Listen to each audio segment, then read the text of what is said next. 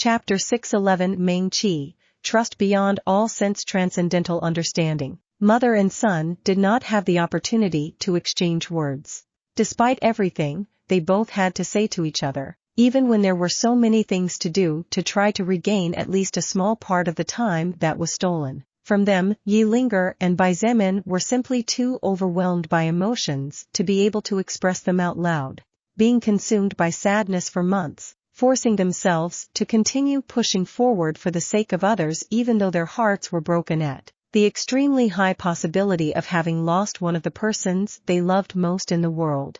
The mother-son duo had no way of expressing how they felt once they met again. The relief of the reunion caused the sadness to explode with all its might, creating a slide of emotions of colossal magnitude. When emotions reached such highs and lows, there was no way mere words could explain or express them. Finally, Xietain could not help but faint in Bai Zemin's arms. But even then, as he lowered his head to look at her sheet-pale face, he noticed how tears continued falling down from her closed eyes and sliding over her face that was clearly younger than he could remember. Bai Zemin took a deep breath and slowly took his mother in his arms. He placed one hand gently behind her neck and the other below her knees before lifting her up with the greatest care in the world. It was as if he feared breaking a small, delicate porcelain vase that was priceless and unique in the universe. However, another pleasant surprise that froze his movements was waiting for him as he turned to look for his father, who at some point had returned to the door to close it. Standing right next to the wooden door, a very attractive young woman was looking at him with tender and affectionate eyes. Those dark-colored eyes seemed to speak for themselves, and like dams, they held back what appeared to be floods of tears with great effort. Her red lips were small but extremely tender and glistened under the faint illumination of the mutant plants. Her hair, as soft as the finest silk in the world, cascaded down to the middle of her back with a single thin braid falling over the left side of her beautiful oval face that evoked softness and affection no matter which way you looked at it. Her figure was normal, nothing extravagant or exaggerated, but definitely gorgeous enough to attract the eyes of males. She wore an emerald green dress that hugged her bust area modestly and fell down the length of her body, highlighting especially how slender was that small waist that seemed to be as limber as a swaying snake. In addition to her slender neckline, the beautiful spring-like dress exposed her delicate arms and part of her lower legs, adding a certain temptation to what was hidden beneath. When the two pairs of black eyes met, it was as if time had stopped. The two siblings who had shared countless lived experiences with each other and who were even closer than most siblings, despite not sharing the same genes, looked at each other in such a way that their eyes seemed to be enough to communicate without even saying a single word. That was how high the level of tactful understanding the two had reached at this point of the story. Finally, after about a minute of silence, Bai Zemin smiled tenderly and said in a whispering voice, "I am back. It took you some time." Those red lips that had been tightly closed pursed into a beautiful smile, and at the same time as a single tear slid down her face, Meng Qi said in a choked voice, "Welcome back." Meng Qi's opening words, far from denoting a complaint, expressed absolute confidence in the person in front of her, confidence that irrespective of the challenges the world and fate would put before him they would be shattered by his hands. Her final words, though simple, contained joy and longing that only those who knew her well enough could minimally understand. Even more so when Meng Qi very rarely spilled tears. Bai Dilan watched everything from the side with tears at the edge of his eyes, seeing the disconsolate crying of his life partner and realizing again how high the understanding between his two children was. Despite not exchanging more than a couple of words, made him aware once again of how well he had done his job in raising a family. Even if he had made countless mistakes, at least Bai Dilan could hold his head up high and tell to the world that he, Bai Dilan, had forged the best family of all. Bai Zemin's family living room. Despite having lost consciousness, Xietain refused to let go of her son. She clung to him with her arms around his back so tightly that no one would believe she was currently fainted. Precisely for this reason, Bai Zemin simply sat on the long white couch with his mother in his arms. Not only did he not have the heart to push her away, but he himself craved the warmth that only his mother could provide, a kind of pure, disinterested warmth that probably only she could transmit to him and which he had been lacking for all this time, a kind of warmth filled with positive emotions that he had had all his life but had only recently learned to truly value. With Baidiland sitting opposite him, Xietain glanced sideways at his younger sister sitting next to him with a faint smile on her face and couldn't help but sigh in relief. He had already realized that his mother Yi Linger was a level 15 soul evolver and his younger sister Meng Qi was level 18. Although neither of them was particularly strong, at least Xietain could feel a little more at ease knowing that in cases of emergency they would both have a better chance of survival, and he was reassured by the fact that at the very least no normal man would be able to harm them. The evolution had helped to make the body of his mother, who was 45 years old this year, look like that of a 38 to 39 years old woman, and surely many diseases and ailments of the past had been eliminated. On the other hand, Meng Qi's natural beauty did nothing but pronounce itself strongly as she was already in her prime per se, so all the side effects of her soul power were focused on improving her outward appearance. While Meng Qi had no way to compare with Shangguan Bing Shui and did not reach Wu Yijuan's level of beauty, Xietain was aware that his little sister's beauty was a special and unique kind of beauty. He was sure that any man who spent enough time getting to know her would undoubtedly be more likely to fall in love with her than Shangguan Bing Shui or Wu Yijuan, even if that man spent the same amount of time with each of them. Meng Qi was the kind of beauty that the more time you spent with, the more you were attracted to her, to the point of being completely lost for her. "I found the note you left in your room," Xietain said in a low voice as he looked beside him. "Even though our house collapsed, that piece of paper was crushed by several pieces of debris so the wind didn't carry it away. It was also thanks to it that I knew which direction to take once I managed to make my way from Yanqing district to here. I'm happy to have been of some help." Meng Qi smiled slightly in response. Despite being only 17 years old and not even having reached the age of adulthood, Meng Qi was several times more mature than any other girl her age. In fact, she was mature and stable enough to see the bigger picture of things, a characteristic which helped her keep her calm on most occasions and something few adults could do. "Note?" Baidiland whispered for fear of waking the pitiful-looking sleeping beauty in his son's arms. "What note are you two talking about?" Meng Qi turned her face to look at him and calmly answered, "Before Leader Wu's military forces mobilized us all to the south, when the beasts began to attack Yangfang town, I left a note on my desk where I indicated the direction in which we were moving and with whom we were advancing. Even though I didn't anticipate the collapse of the house at all, it seems that destiny wanted this meeting to happen." "This? Princess?" Baidiland looked at his daughter in surprise and asked dumbfounded, "In the midst of all that chaos you left a note for Xietain to see?" "Yes?" She inclined her head prettily and looked at her father as if she didn't understand the reason behind his surprise. "Child, you..." Baidiland didn't know whether to laugh or cry as he said softly, "Putting aside the danger you might have gone through for doing that in that kind of circumstance, how were you so sure that this brat would read that note?" "Oh," Meng Qi finally seemed to understand where the confusion of her father was coming from and said as if it was obvious, "It's because he's the big brother. It's because he's the big brother." The corner of Baidiland's mouth twitched a couple of times and he subconsciously looked at his son for clear answers. However, how could Xietain give him answers he didn't have? Therefore, the only thing Baidiland got was the image of his son shaking his head as if he was telling him not to look at him and to figure it out on his own. In the end, all Baidiland could do was shake his head and sigh. "Your trust in this brat is even higher than your trust in me who is your father," he said with fake tears. "You hurt my heart, princess." Meng Qi covered her mouth with the back of her hand and let out a low chuckle without saying anything. Seizing the opportunity, Xietain asked his father to explain everything about what had happened during these 2.5 months. From his father's mouth, he learned that when the world changed, Meng Qi had just arrived home from high school. and fortunately managed to avoid the danger and chaos of the central area. Thanks to the fact that the Bai family home was located considerably away from the crowded areas, the family of 3 managed to avoid the major chaos for the most part.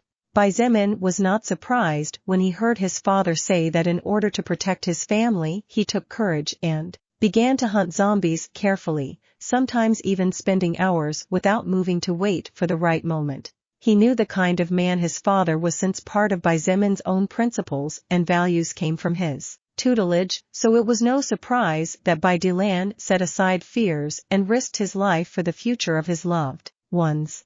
Although some problems occurred when food became scarce, Meng Qi managed to come up with some good tactics that helped Bai Dilan to loot a great part of the local supermarket. As the days went by, about 20 days after the world changed, a military team composed of 200 armed men arrived in Yangfang town, and with modern firepower, these men were able to bring order to the chaos that still lingered in the streets among those who craved power.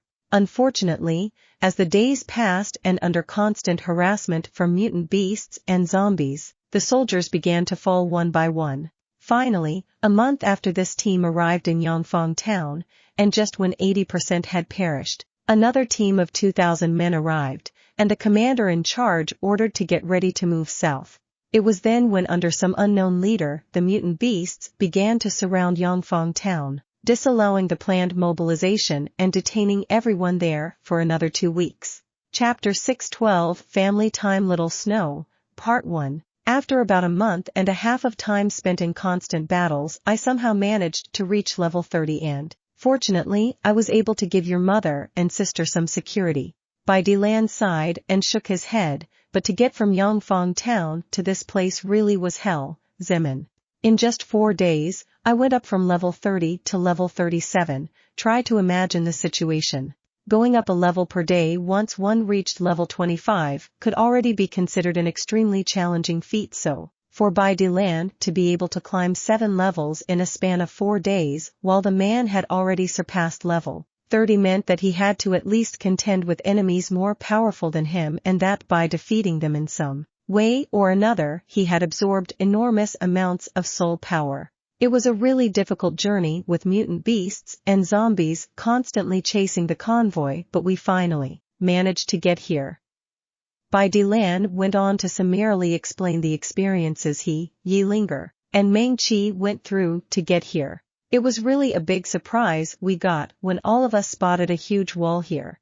It was only several days later that we learned that Leader Wu, that is, the mayor of Chongping district, used all his power to acquire control of the 3 largest sub-districts in the entire district, and in the process even built a place safe enough that no zombie or normal beast could even dream of getting through. Once inside the walls, everything became smooth and easy.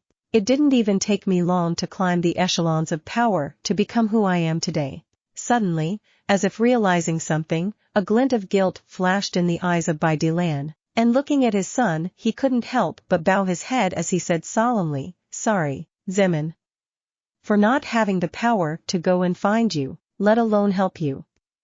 I'm sure you've gone through a lot of hardship to get here." The face of Bai Dilan was filled with self-hatred, and he gritted his teeth with such force that his gums began to bleed. While he was resting comfortably behind high walls, protected by countless guards, or out hunting with large parties, his son, whom he was supposed to protect, was fighting zombies and beasts to travel thousands of miles, all for the sake of reuniting with his family. "Father, what are you talking about?" Bai Zemin smiled bitterly at seeing his father acting like this, and said, in a low voice, "The reason you didn't look for me is not because you didn't want to, it was because you simply couldn't do it. But, if you did charge northward, who would protect Mother and Meng Qi?"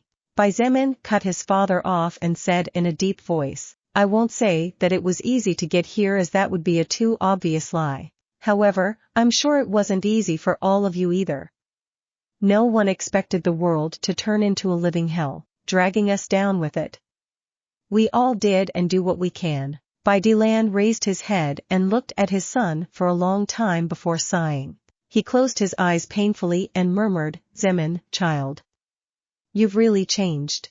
Baidilan was always proud of the way he raised his children and believed he knew them better than anyone else.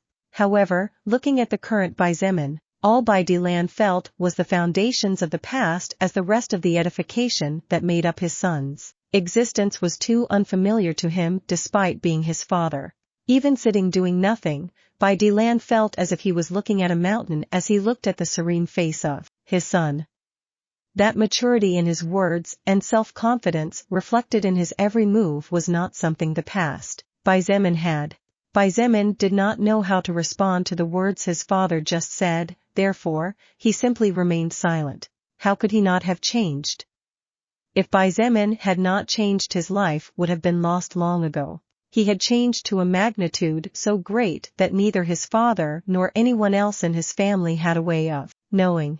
Watching the exchange between the two, Mengqi smiled slightly and a glint of relief shone in her eye. What she feared most was that things in her family would become awkward. After all, Mengqi had seen too many families crumble in the face of changes in personality or feelings as a side effect of gaining power. "Big brother, tell us about you," she said, and even used her right hand to hold Baizemin's arm as she stated, with some sadness in her eyes, "I won't say that I'm sorry and that I couldn't be of any help to you, as you will be angry.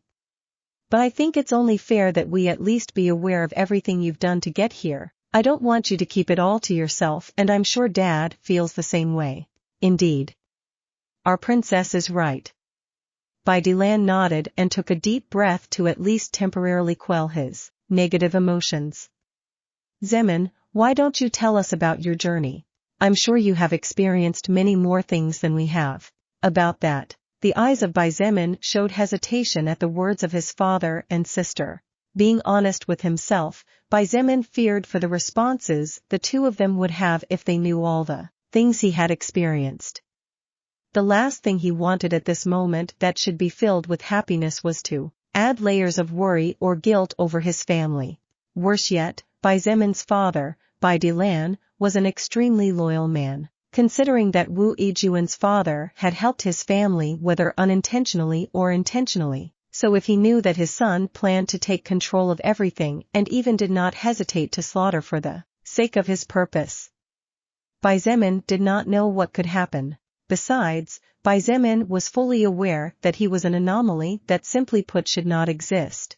Therefore, it was highly likely that even if he told what he had experienced on his journey from the north to here, his family probably would take it as a joke to lighten the mood. Frankly, he was afraid not of them but of himself. Regardless of his love for them, it was true that the Baizemin his family loved was in some way not him. Just as Baizemin found himself in a quandary, he felt the body of his mother quiver in his arms' embrace. "Mom." He quickly looked down and tightened his grip on her. Yilinger's eyes slowly opened and for the first second, she saw everything blurry. But when the image before her cleared and she saw that haunting face so close looking at her with worried eyes, Yilinger, who had stopped crying, felt her eyes fill with tears once again. She gently extended a hand forward so slowly that she laid bare her fear of the image in front of her being nothing more than a mirage that might disappear if she made a sudden move. It wasn't until her hand touched the face in front of her that Yilinger was finally willing to believe what was happening. Her greatest wish, her biggest dream, the reason she stayed up late every night praying silently. It really was right in front of her. Baizemin placed his hand on the back of his mother's hand to let her feel his warmth as he delighted in her caresses. "My son. My precious baby." Yilinger whispered in a voice somewhat choked by the tears she was struggling to hold back. Baizemin wrinkled his nose as he felt his eyes itching and in a hoarse voice said weakly, "I'm back, mother." That's good. That's good." Yilinger nodded with what in Baizemin's eyes was the most beautiful smile he had ever seen in his life.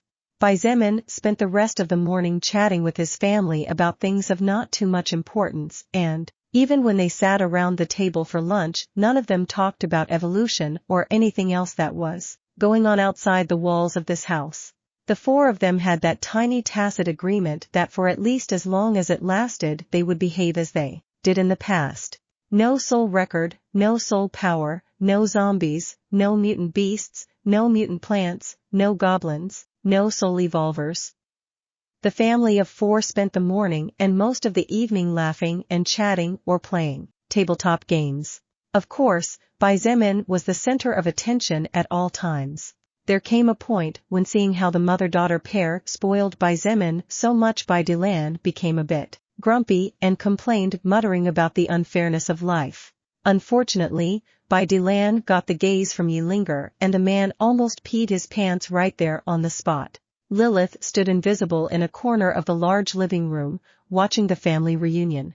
She had never seen Xietain smile the way she saw him smile today. He was not that powerful leader that tens of thousands worshipped as if he was the god of war who had reincarnated to save mankind. He was not the existence that had shaken the entire universe, much less the one who received the title irregular from the soul record itself. Today, Lilith saw another side of Xietain, his side of happiness that came from the depths of his heart, and one that was free of the slightest intention of battle, murder, or conquest. The more she watched as he smiled, to the point of completely surpassing the number of times he had smiled since she had first met him, Lilith could not stop her eyes from blurring at the distant memories. She, one of the most powerful existences in the universe, couldn't help but feel envious for the first time in decades. But the envy Lilith felt towards Xietain was not evil in any way. What she envied was the beautiful family she had before her eyes. Because the cruelty of life forced Lilith to bury the meaning of the word family, as remembering it only brought back memories that she would rather forget, despite it being one of her biggest driving forces by which she continued to move forward. In the end, relieved but also a bit sad, Lilith completely disappeared from the place and floated thousands of meters high in complete silence, with nothing but the wind and clouds, as well as the rays of the descending sun being her company. Of course, Xietain had no way of knowing how complex Lilith's feelings were at this moment. Oh, right. Xietain suddenly stopped his movement just as he was thinking about how to save his White King from Xietan's Black Tower. What's wrong, father? Do you surrender? Xietain folded his arms and raised his head so high that his nose was practically pointing skyward. You. Xietain didn't dare continue, as he felt 2 piercing eyes watching him from behind. With his mother as the supreme guardian, Xietain took the opportunity to make his father suffer willingly. Cough. Anyway. Xietain cleared his throat and said slowly, Xietain, why don't you go check on that little thing in the back of the house? Xietain looked at him in confusion and tilted his head as he repeated his father's words. Little thing? What little thing are you talking about? Chapter 613, Family Time. Little Snow, Part 2 of 2. Xietain did not answer Xietan's question and instead waved his hand as if dismissing him, leaving him a little tongue-tied about it. Xietain smiled kindly at the sight of the expression of curiosity and helplessness on her son's face and said, in a mysterious voice, Princess, take your big brother to the back of the house and show him that little thing. I'm sure he'll be surprised. Mother, even you are acting like this? Xietain really felt like crying, but there were no tears to shed. Meng-Chi covered her mouth and let out a light chuckle before standing up, taking Xietan's hand. Big brother, come on. I'll show you that little thing. For the love of God. Xietain rolled his eyes and let himself be dragged away by Meng-Chi. Once the 2 of them disappeared beyond the corridor connecting the side hallway to the living room, the expression on the face of Xietain became serious as he looked at the place where Xietain had just disappeared. Seeing her husband looking like this, Xietain immediately became nervous to the point where her face turned sickly white once again. Xietain. Is something wrong? She asked in a hesitant voice. She and her family had just finally met after so many hardships. What Xietain wished most now was that things could continue like this forever, even though deep in her heart, she knew that such a thing was not possible. At the very least, she hoped to spend a couple of days with her loved ones in peace, and the expression on the face of her husband did not show the joy that a father would usually show after being reunited with his son whom they had practically given up for dead. Bai Dilan did not respond immediately and instead recalled what happened several hours ago. At that time, that child moved too fast. Way too fast. Bai Dilan muttered words that his wife could not understand at all. Even I didn't realize when he had left my side to appear inside the house and catch Linger's body. Bai Dilan was a powerful soul evolver.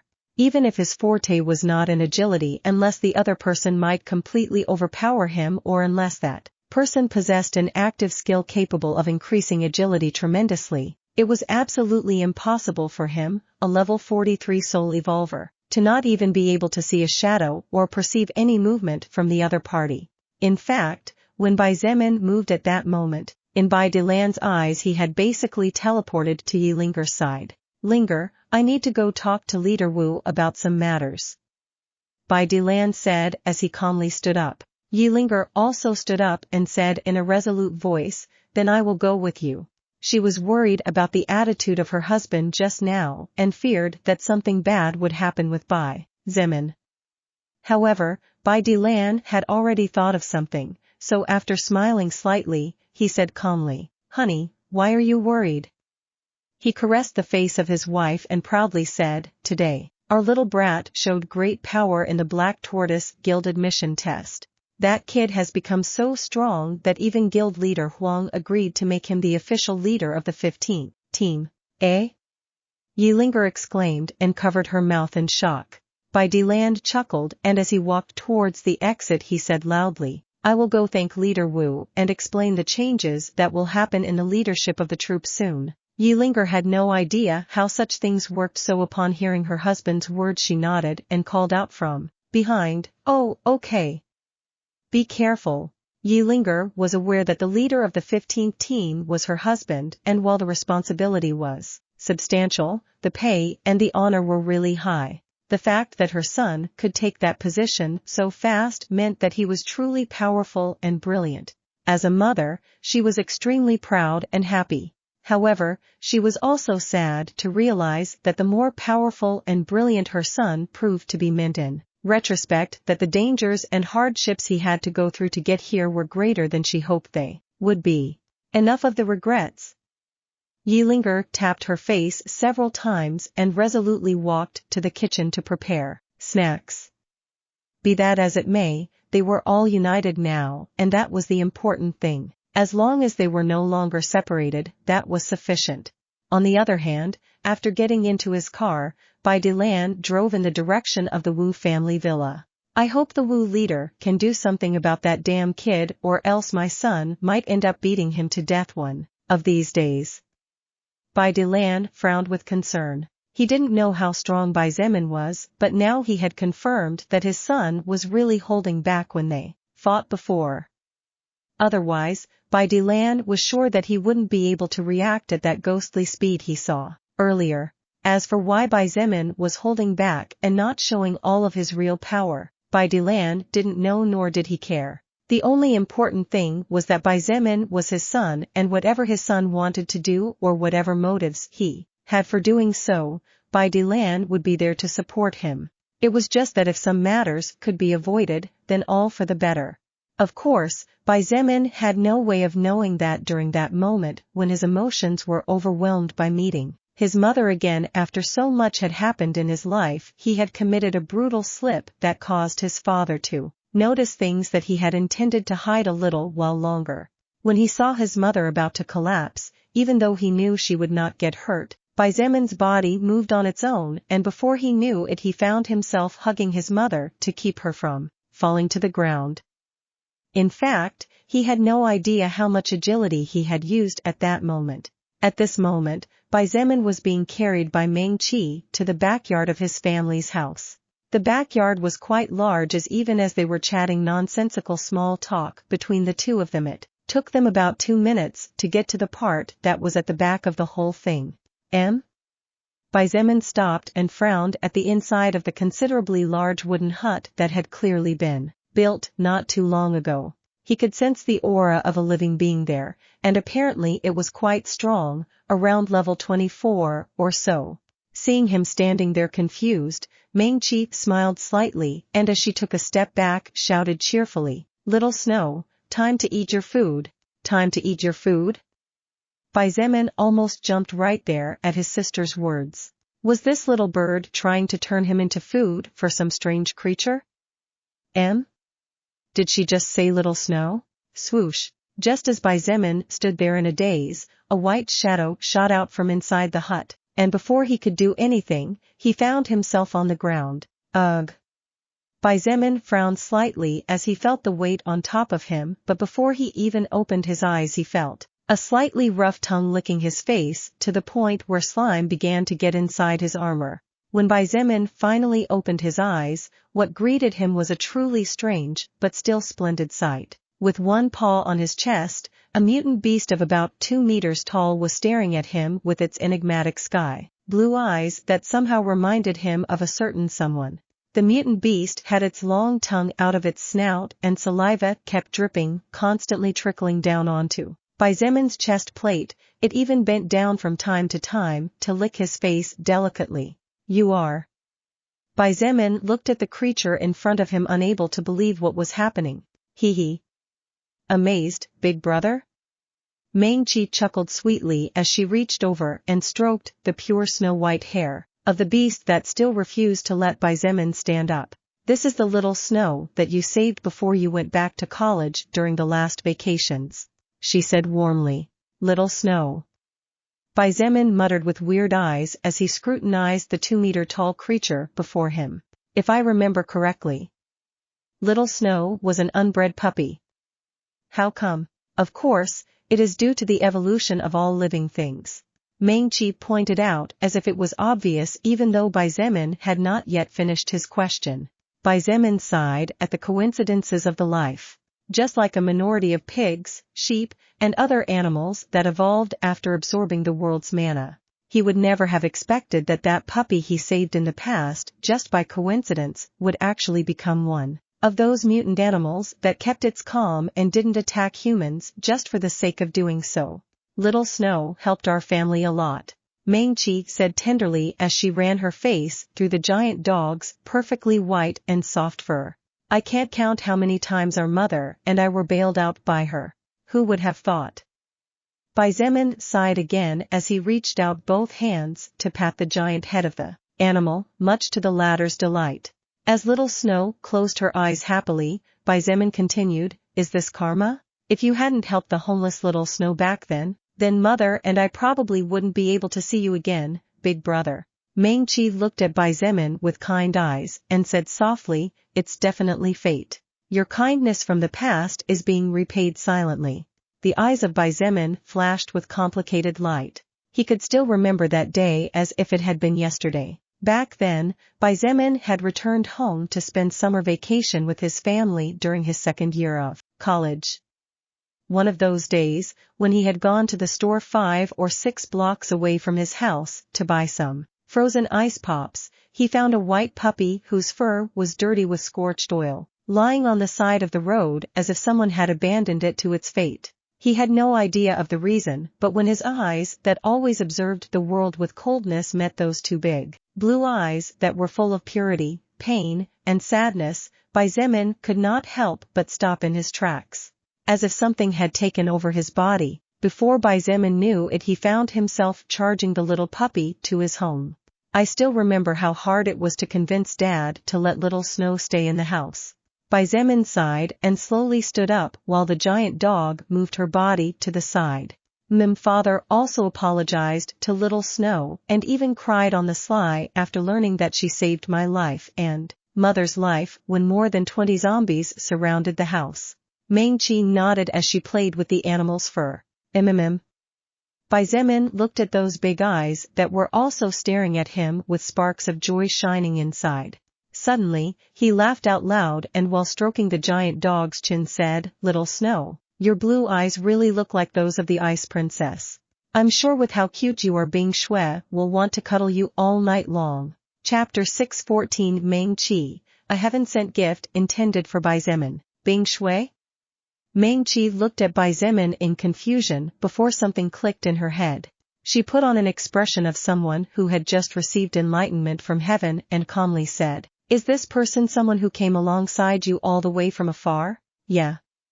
Bai Zemin nodded with a smile and said confidently, Bing Shui is one of the few people I trust with all my heart.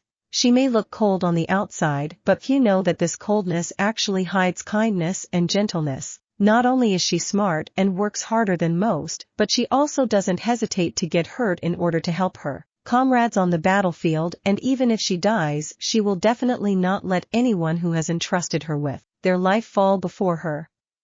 Meng Qi, I'm sure that if you two get to know each other, you will eventually get along well. Meng Qi looked at Bai Zemin in surprise and subconsciously reached out her small hand to feel the temperature of his forehead. What are you doing? Bai Zemin raised an eyebrow. There's really no fever. She took a step back before pointing out calmly, to think that there would come a day when my big brother would unhesitatingly praise a woman in such a way. Now, I'm really curious about this person whose name is Bing Shui. Meng Qi was aware that to Bai Zemin women were creatures he did not trust. Even if he smiled or joked with a girl, Meng Qi knew in his heart that there was no way he would trust any of them after someone played with his feelings. Therefore, now that she had heard Bai Zemin himself say that he wholeheartedly trusted in a girl and had even praised her openly, Meng Qi really wanted to see what kind of person the woman named Bing Shui was. By the way, Meng Qi. She came out of her inner thoughts and looked at Bai Zemin, asking him to continue. Bai Zemin looked at the snow-white dog in front of him and said with a frown, Why is little Snow only level 24? Considering she's a mutant beast, if Dad takes her to hunt with him, she should be at least level 36 if not more, by now. Oh. About that. Meng Qi sighed, and while stroking the big white dog's fur, she calmly explained, Even though little Snow is a peaceful mutant beast, the characteristic of being peaceful doesn't detract from the fact that she is a mutant beast in anyone's eyes. Big brother, try to imagine what would happen if the survivors living inside this base saw a mutant beast running around the streets freely. Bai Zemin frowned tightly at the thought and subconsciously nodded. Indeed. You could say that considering your logical reasoning, the fact that little Snow can stay here is already a big wonder. It's all because Dad has a pretty big status within the base, and it also helped that the Wu family owed me a favor. Meng Qi said indifferently. Although they let us keep her in our house, they made it clear that if something bad happens, then our family would have to bear with the consequences. Basically, if someone is attacked by little Snow, the consequences could be severe. Bai Zemin muttered under his breath. Yap.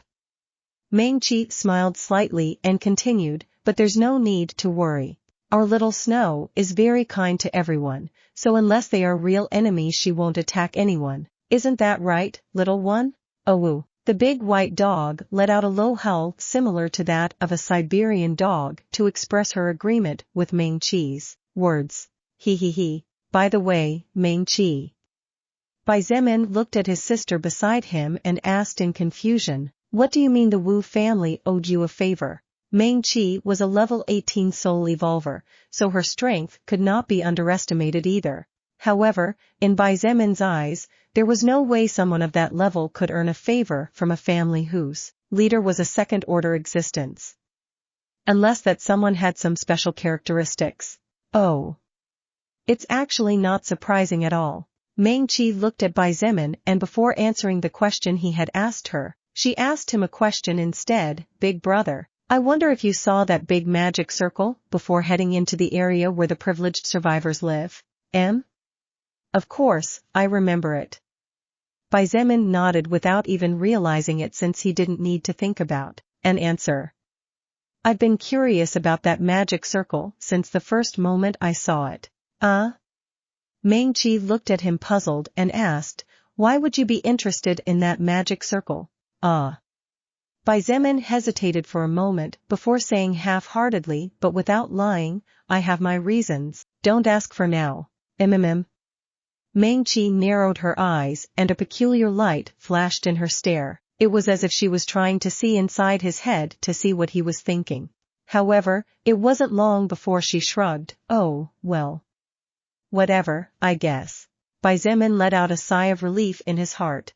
Although he was relieved that Meng Qi was comprehensive and didn't ask any more questions that would give him issues to answer, he knew better than anyone how cunning and perceptive his little sister could be under her sweet exterior. Anyway, regarding that magic circle, Meng Qi continued calmly as she brushed little Snow's fur. That thing is actually an epic grade treasure called Unbreakable Field. Unbreakable Field? Well, its name may be very flashy, but it's actually not unbreakable at all. Meng Qi slowly explained. According to rumors, Mayor Wu Keqian obtained this treasure after fighting to the death against a second-order golden mouse. Unfortunately, this treasure could not be used by him or anyone else, and it wasn't until Father casually mentioned about my skill that this unbreakable field finally saw the light of the sun. Meng Qi looked at Bai Zemin and realizing that he was looking at her intently as if expecting some surprising revelation, she couldn't help but feel embarrassed as she whispered softly, "Actually, it's nothing as surprising as you are imagining, big brother. Please continue." Bai Zemin nodded, but the sparkle in his eyes did not decrease at all. At the very least, Meng Qi was the bearer of an extremely rare skill, or else there was no way that only when her existence came to light would this epic treasure finally be activated.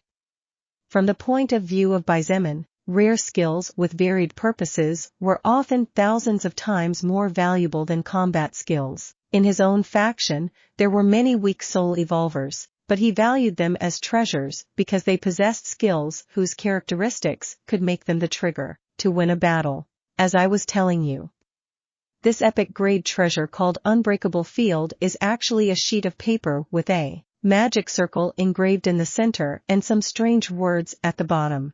To be activated, the treasure needed the user to read aloud those strange words. Unfortunately, none of those words seemed to be written in any language of our current era. Meng Qi paused and blushed as if embarrassed by what she was going to say next. Well, when I killed my first zombie, I obtained a skill called Language Mastery, and until then I only obtained passive skills that I have used on myself or given to our parents. This skill, Language Mastery, is not good for anything other than being proficient in languages. Even languages that I have never seen in my life, I can understand them all. So, when our father said that I possessed this skill, Mayor Wu personally visited our home and invited me to his villa to help him solve the problem of the useless treasure. In the end, I was surprised when I found out that I was actually able to activate the epic grade treasure. Spreading 50 kilometers wide and 50 kilometers long, the effect of the Unbreakable Field treasure ensures that any building within that range cannot be destroyed no matter what unless a first-order existence personally attacks.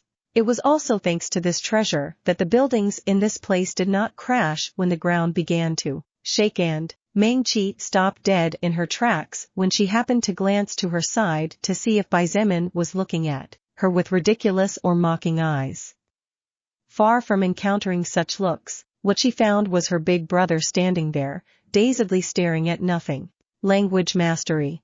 Bai Zemin's head buzzed so loudly that his brain went blank as if someone had hit him in the back of the head with a stick. His mind went blank as he tried to remember where he had heard those words before. However, he didn't have to dig far into his memory to discover that the first time Bai Zemin had heard those words was when he picked up a hammer for the first time since the beginning of the apocalypse, and it was none other than Lilith who mentioned to him about the skill Language Mastery. Language Mastery, a skill that allowed the user to easily understand any language in existence just by seeing an engraving or hearing a word of X language, but that could only be obtained by pure luck by those who single-handedly killed their first enemy. The core skill that was needed for an existence to become a magic rune engraver. Meng Qi, you. Bai Zemin sucked in a breath of cold air as he looked at the young girl in front of him. What? Meng Qi felt a little awkward as she received such an attentive look as the one he was giving her. What did you say the name of your skill was? Bai Zemin still couldn't believe that one of the two things he had been looking for the most all this time would actually appear in his younger sister's body. Language Mastery. Meng Qi finally realized that her skill might be extremely valuable to him from the way Bai Zemin was looking at her with flashing eyes. After repeating the name of her skill, she asked in a low voice, "Big brother, what? Try to read this." Bai Zemin cut off Meng Qi's words and under her wide eyes made a scroll appear in the palm of his right hand. What? Meng Qi looked at the scroll that suddenly appeared out of nowhere in shock. This was undoubtedly the first time she had seen such a strange skill like this, and as if that wasn't enough, it was in her big brother's body. "Meng Qi!" Bai Zemin called out in a low voice. "Why, yes." Meng Qi snapped out of her daydream upon hearing Bai Zemin's urgent call and put her own surprise aside as she carefully picked up the small, somewhat yellowish sheepskin scroll with both hands. Pulling out the red ribbon carefully and unrolling the scroll very cautiously as she had realized that it was something important, the contents were finally revealed before Meng Qi's eyes. "This? Big brother, this is the blueprint for building a weapon. Arcane spear. You need to melt the steel completely, let it sit for 48 hours, mix the contents with at least 30 sheets of silver steel, and finally add the blood of a first-order creature before starting the forging process." Meng Qi paused and while looking at the scroll slowly said, "Here it also says the correct way to shape the spear, the temperature of the fire." Meng Qi's words were cut off as her body was lifted into the air by two powerful hands. The girl had never felt so safe and at the same time so helpless as she did now, and as she watched the world around her spinning, she heard her big brother's cheerful voice next to her. "Ha ha ha ha. Meng Qi, you really are a gift sent from the heavens especially for me." Chapter 6:15 Telling her the truth, Meng Qi's tears. With the skill language mastery of Meng Qi, the power of the entire transcendent faction would soar to horrendous heights. Thanks to it, now Bai Zemin only had to order some of his trusted subordinates to have some copies written in Mandarin Chinese to start mass-producing the arcane spear weapon. With such a weapon, Bai Zemin was sure that the power of each of his men would skyrocket and the casualty rate would plummet thanks to the possibility of launching magical attacks that could ward off or severely wound enemies in times of need. Furthermore, Bai Zemin hoped that one day he would get his hands on a book of magical runes. Once he got his hands on such an item, Meng Qi could learn the contents and start inscribing runes on different pieces of equipment, structures, areas, etc. This would not only increase the defense or attack of certain buildings, but also would serve to attach skills to existing pieces of equipment. Although there was still a long distance to go before Meng Qi could inscribe runes since he did not even have a magic rune book in his possession, it was a great first step. Besides, Bai Zemin had in his possession many scriptures and engravings that he obtained during his attack on the Azure race world. He believed that he would at least get some good things from those notes. "Big brother, can you put me down?" "Eh?" Bai Zemin looked up and saw Meng Qi looking down at him with an adorable pout on her face. "You've been twisting me around in the air all this time as if I were a little kid. I'm starting to feel nauseous." "Oh. Sorry." Once Bai Zemin managed to regain his composure to levels where he could control himself despite the exhilaration he felt in his heart, he and Meng Qi sat down at one of the stone tables that stood in the backyard. Little Snow lay comfortably on the ground and rested her chin on her two front paws. The big snow-white dog used her two big blue eyes to look at her owners eagerly and occasionally opened her mouth wide to devour the evolved beast meat that her male owner threw at her. Messages Little Snow didn't understand continued to flash across her retina, but she ignored them all. All that mattered to her was that each mouthful of meat not only tasted different than the last but was also strengthening her body so quickly that she could feel it clearly. "I really don't understand how it works." Meng Qi had been watching as Bai Zemin was constantly taking out pieces of raw meat as if he was turning the surrounding air into food, but even after watching for several minutes she didn't understand how it worked. "Meng Qi, if you had read novels when I told you to do, you would easily guess how this works." Bai Zemin shook his head and sighed. "That's why little sisters should obediently listen to big brother's words." The corner of Meng Qi's mouth twitched for a second before she regained her composure. Instead, she made puppy eyes and while hugging one of Bai Zemin's arms she called out in a tender voice, "Big brother, Bai Zemin looked down with one eye closed, and as he met those two beautiful midnight black eyes he couldn't help but spit out the beans. It's because of a ring. There's no way someone of my level can control spatial magic, let alone create food out of thin air. Saying that, he raised his right hand and with his thumb gently stroked his spatial storage ring. Under Meng Qi's surprised stare, several things that she easily identified fell onto the table one after another. Stuffed animals, clothes, photographs, notebooks, even a pale pink personal journal. This is... The pupils of Meng Qi trembled as she used her fingertips to caress a cute brown teddy bear that had, unfortunately, had some of the stuffing come out.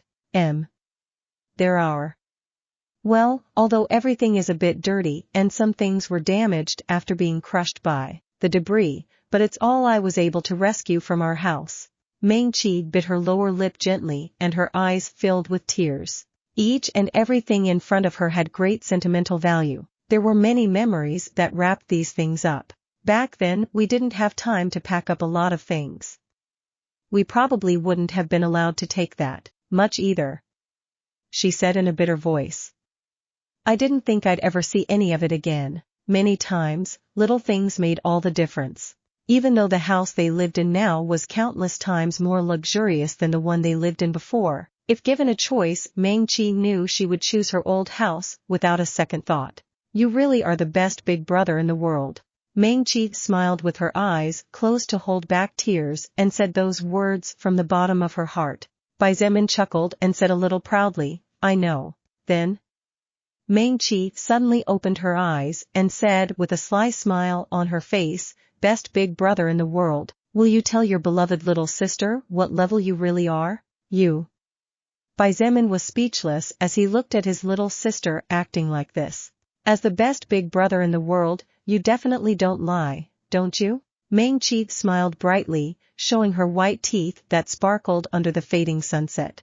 After thinking about it for a moment, Bai Zemin decided that there was no need to hide the truth from Meng Qi. First of all, he knew very well the kind of person she was. Meng Qi might reveal secrets of their parents to Bai Zemin, but she would certainly not reveal Bai Zemin's secrets to anyone. The two of them were simply too close to the point of having almost no big secrets between them. My level is 50. He said quietly.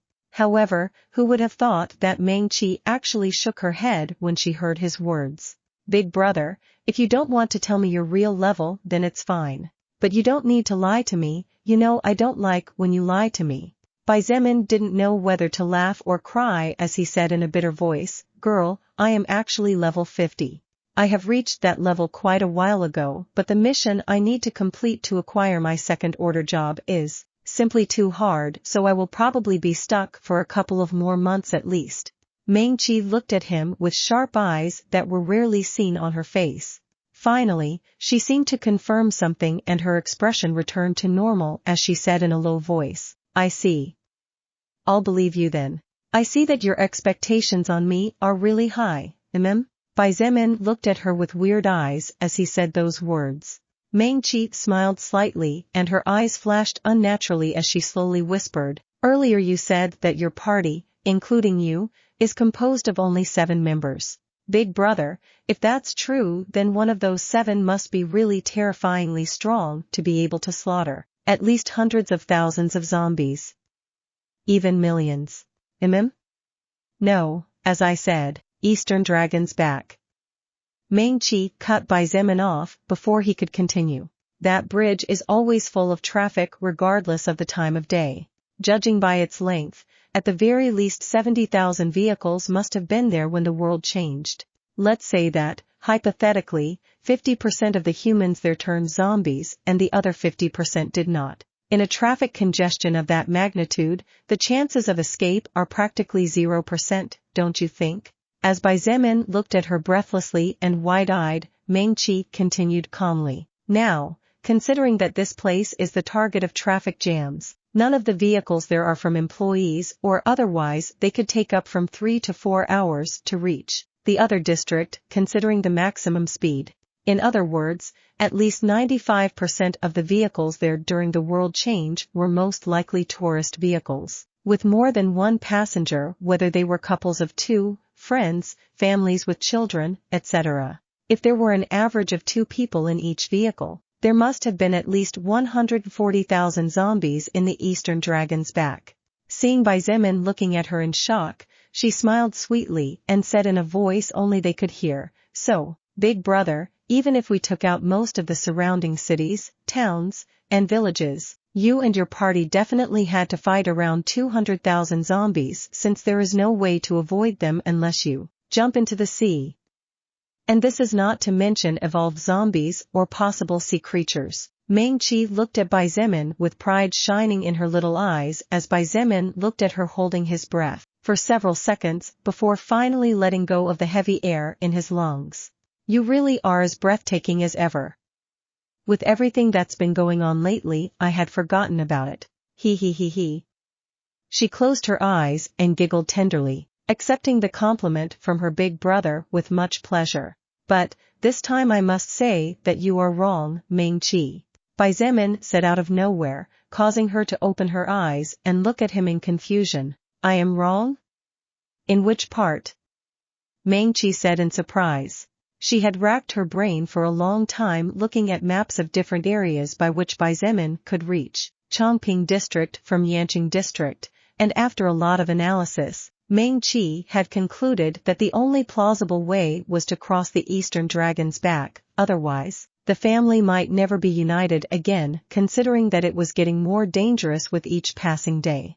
However, once Meng-Chi began to study the bridges past and the daily routine that unfolded on the Eastern Dragon's back, she was terrified and almost despairing when she found out that going through there was practically an impossible task unless it was a properly armed modern army. Still, Meng-Chi had blind confidence in Xietain. She firmly believed that he would make it no matter how stupid or crazy it seemed. It was precisely because she had studied every little detail that when she heard her big brother tell her that she was wrong, she couldn't help but be very surprised. All the zombies from all the major cities south and north of the bridge connecting the 2 districts before collapsing were gathered under the command of some powerful zombies with the ability to lead large hordes. Xietain watched as Meng-Chi's eyes trembled slightly at every word he said and continued. The number of zombies was not hundreds of thousands at all. It was more than 20 million. The face of Meng-Chi was filled with disbelief and her eyes seemed hollow as she stared at Xietain. "Besides," he whispered close to her ear, "at least half of them were slaughtered by me before reinforcements arrived." "But that's impossible," she muttered in shock. She looked at Xietain with trembling eyes matching her heart and pointed out, "Even if you have the skills and strength, your level is only 50. It should take you months to manage to eliminate all those zombies, unless..." Speaking up to here, Meng-Chi suddenly seemed to think of something and her face turned pale as a sheet. "Big brother, don't tell me." Facing Meng-Chi's practically pleading eyes, Xietain sighed in his heart. She was clearly trying to deny reality and he understood the reason. However, he really hated lying to her, so after hesitating, he finally nodded. I fight non-stop, day and night until I made it. Every day I went without knowing the condition of you was a torment to me," he said almost whispering. "Therefore, once I was sure I had enough power to face anything, I did not hesitate to do it despite the possible consequences." Xietan's words were like a lightning bolt that struck Meng-Chi's heart so hard that it almost shattered it to pieces. Her vision got blurry as uncontrollably crystalline tear after crystalline tear rained down on her beautiful face as she finally discovered the reason why from the very beginning her beloved big brother seemed so different from the big brother of her memories. He was strong enough to fight relentlessly against millions. But what kind of pains and hardships did he have to suffer to reach such a level? This single question was enough for Meng-Chi to feel as if a pair of hands were tearing her heart apart piece by piece. While she was resting in a safe place, the person she trusted the most, loved the most, admired the most, and owed the most to, was probably fighting with his life on the line to the point of suffering heavy wounds all the time. How could such a realization not hurt? Even she, who had only shed a tear after seeing him again after all that had happened in the world, could not stop her tears from falling for the first time since the death of her parents, as if a levee had broken. In the middle of a flood. Meng Qi did not yell, far from it. She just covered her face with her two hands and wailed silently, the only evidence being the droplets of spilled tears escaping through her fingers or falling down her sides, as well as the trembling of her shoulders. Bai Zemin sighed at seeing her like this and tugged her to him for a soft hug. Even though he knew this could happen, he needed to tell her the whole truth for Meng Qi to understand his plans, so he had no choice but to do it. Chapter 6:16 Fate Will Decide. Bai Zemin hugged Meng Qi for several minutes and did not hide from himself the fact that his heart felt like it was being stabbed over and over again at the silent disconsolate crying of his sister. However, this was also for the best, or the suffering would only grow with the passage of time. After crying until she practically ran out of tears, Meng Qi wrinkled her little nose and slowly wriggled in his embrace. Taking this as a signal, Bai Zemin slowly loosened his grip on her and placed his hands softly on her shoulders, before gently moving his body back to look directly into her eyes. "My dear little sister, if Mom sees you like this, she'll surely give me a beating for thinking I'm bullying you." He sighed and tried to make a light joke to lighten the atmosphere a bit as he used his fingers to tenderly trace the tears still hanging from her long eyelashes. Meng Qi wrinkled her nose again and tried to open her mouth to say something, but all that came out was a small, choked sound. Realizing that she still couldn't speak with clarity, Bai Zemin leaned forward and gently kissed her forehead before saying softly, "It's okay. Actually, things weren't as bad as you think." Seeing that Meng Qi was clearly looking at him without believing a single word, Bai Zemin could only impotently shake his head. While it was true that the number of times his life was at risk was not small, and while it was true that his body was often plagued with heavy wounds to the point where it was a miracle that he was still alive, in the eyes of Bai Zemin none of this was a big deal. In fact, if someone were to give him the option to go back in time to change any of his steps taken, Bai Zemin would probably refuse and continue taking the same path he was currently walking. At the end of the day, it was thanks to all those bad times and pains he had experienced that he was where he wanted to be today. The physical pain and wounds in the soul were not worth mentioning when the reward was to be reunited with his entire family safe and sound. After about 5 more minutes, Meng Qi finally managed to muster the energy to speak, and in a voice as low as a whisper asked Bai Zemin to tell her about his experiences during these 2.5 months.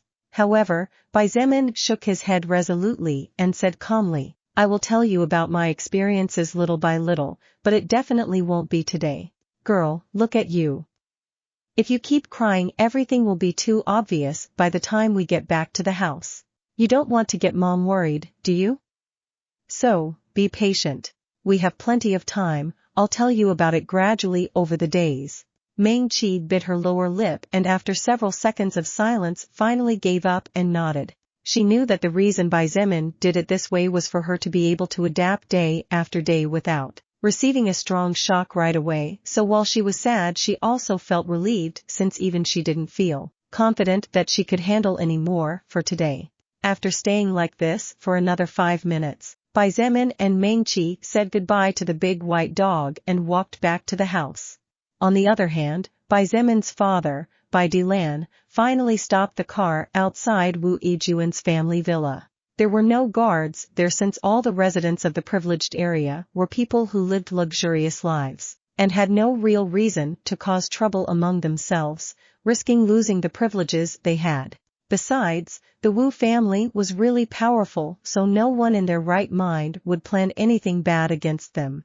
In fact, once the news broke that the mayor's daughter was also a powerful soul evolver of the First Order, the status of the Wu family would surely grow even more. After ringing the doorbell, Bai Dilan stepped back and waited patiently. The door soon opened from the inside, revealing the seductive figure of Sun Ling. "Oh? Major Bai, this is a truly rare visit. Please come in." At first, Sun Ling was clearly surprised as she was not anticipating the person on the other side of the door at all. However, she was not a normal woman, so in less than a second she regained her composure and smiled politely, as she casually stepped aside to let him come in. "General Sun, sorry to disturb."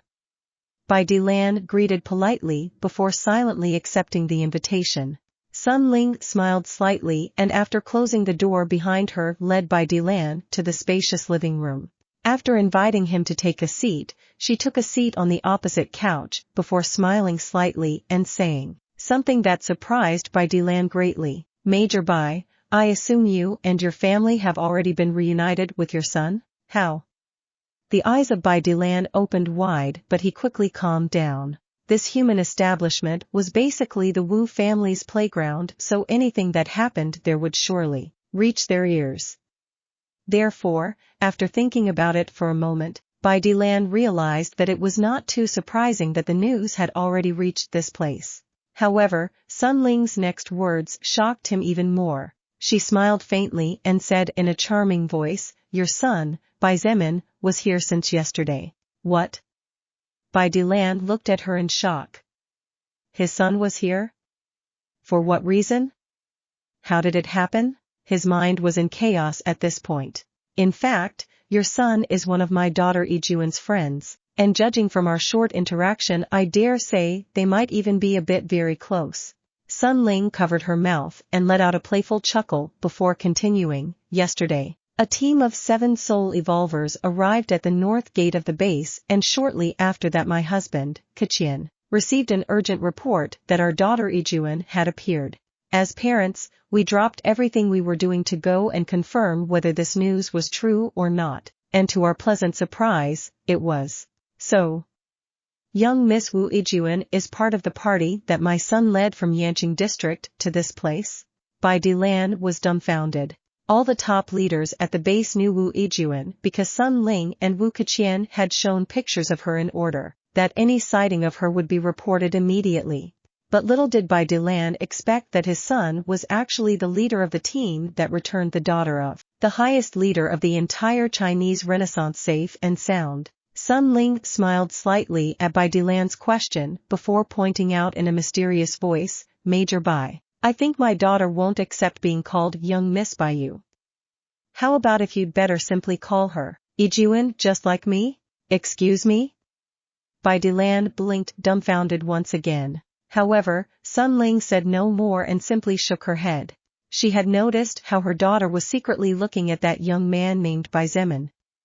As a mother and as a woman, Sun Ling understood perfectly well what those secret glances meant. Even though it seemed to be something unilateral, she did not believe that her daughter was unworthy of anyone.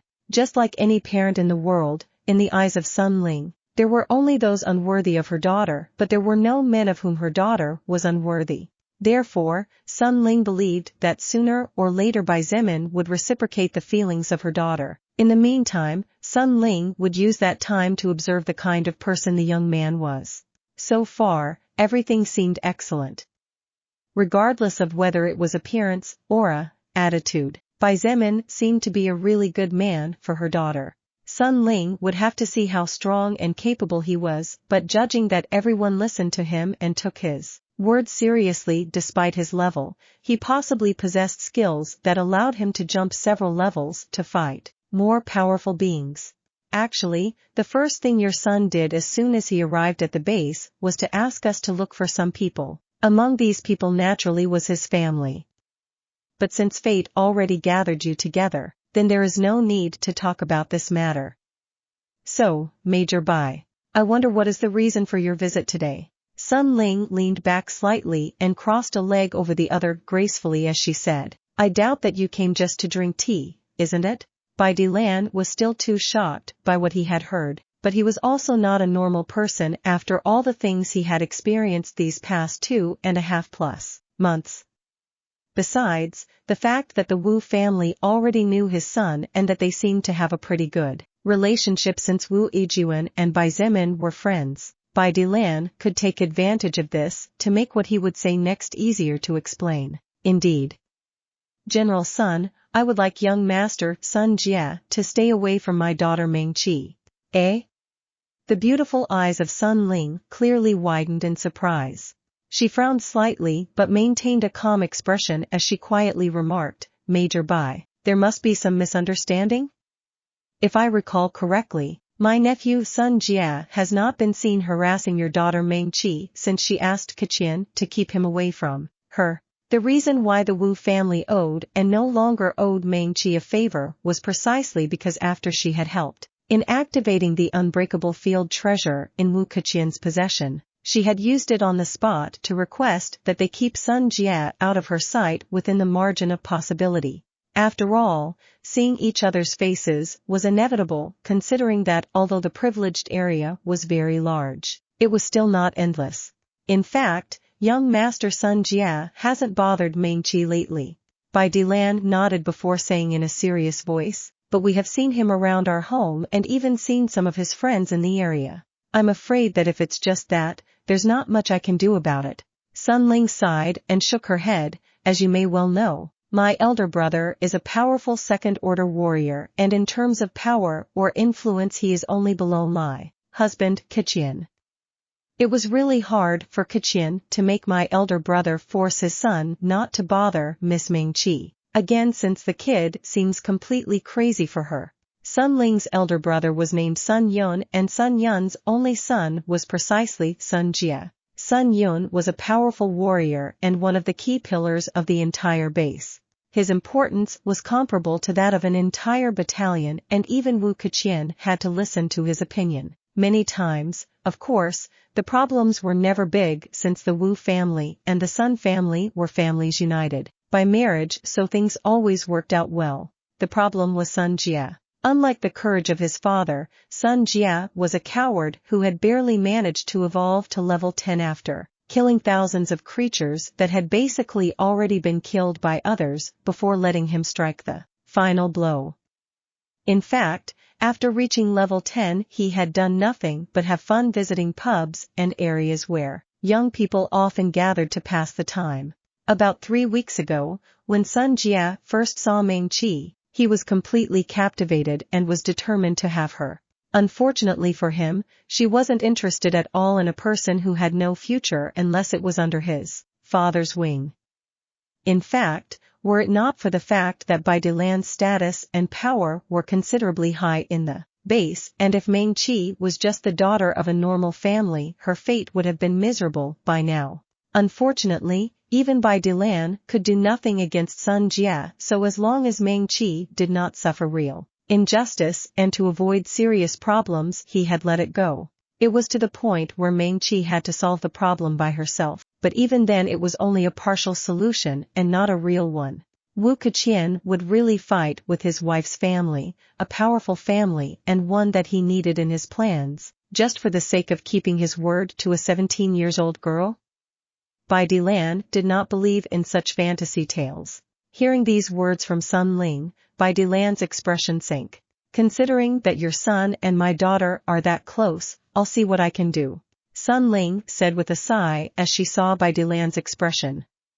"However, I can't promise anything. Major Bai, you also know that this world is no longer a world with real rules as it was in the past.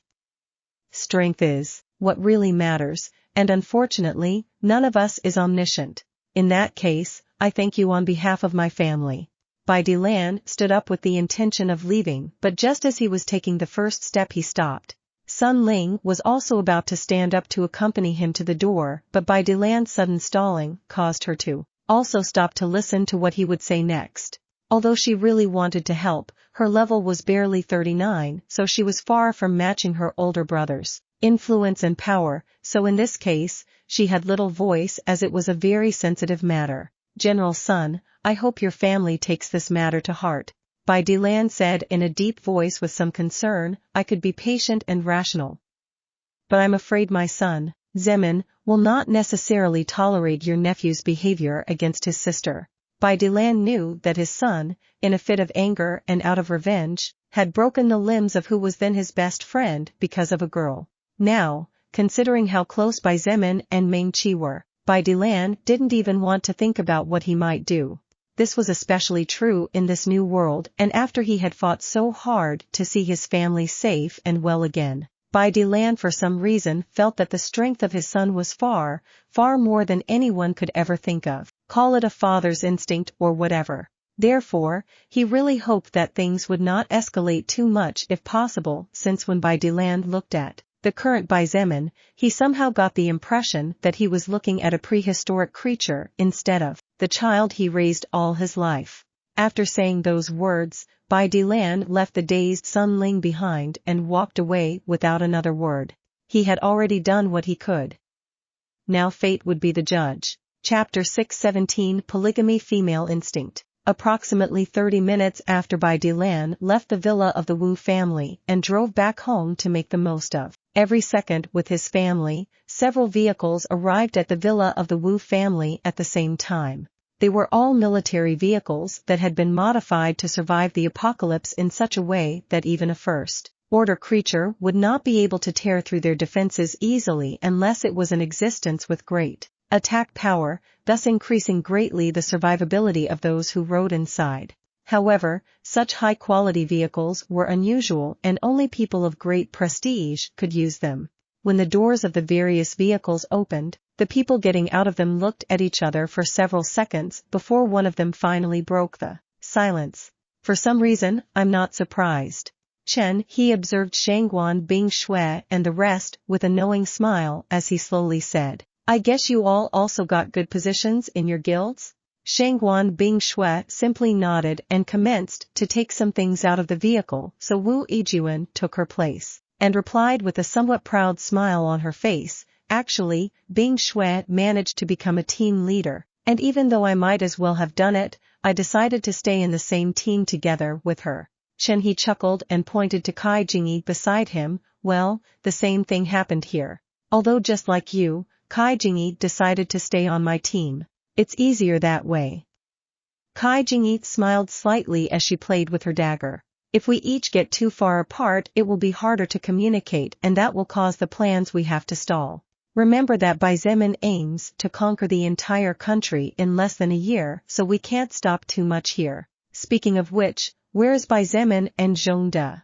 Chen, he looked at Nangong Lingxin, who had just arrived in the same military vehicle that had taken them to the different areas where the entrance tests for each of the 4 guilds were being held. Nangong Lingxin shrugged and replied calmly, Zhongde said he would go for a walk and come back later. As for Bai Zemin, just like you guys, he also became a team leader. The expression on everyone's face was neutral as they listened to the words said by Nangong Lingxin. To anyone else listening, this might be a great shock, but to the people present it was natural. However, what she said next shocked everyone. He barely arrived at the base, but he already took his father's place. The atmosphere remained silent for several seconds before Shangguan Bing Shui approached with an oversized sports bag. Her expression was cold, so it was hard to tell what she was feeling as she casually asked, Bai Zemin met his family? Yeah. Nangong Lingxin nodded weakly. His father is a really strong man, he can even fight a normal level 49 soul evolver for a minute without backing down at all, even though he's only level 43. Even though I don't know about his mother and younger sister, from what I could gather earlier it seems like things are fine on that side. Oh? Looks like talent is hereditary? Kai Jingyi chuckled before saying with relief in his voice, but it's really a relief. If his family wasn't here it would mean that they already. I don't even want to think about his reaction if that would have happened. No one said anything at Kai Jingyi's last words.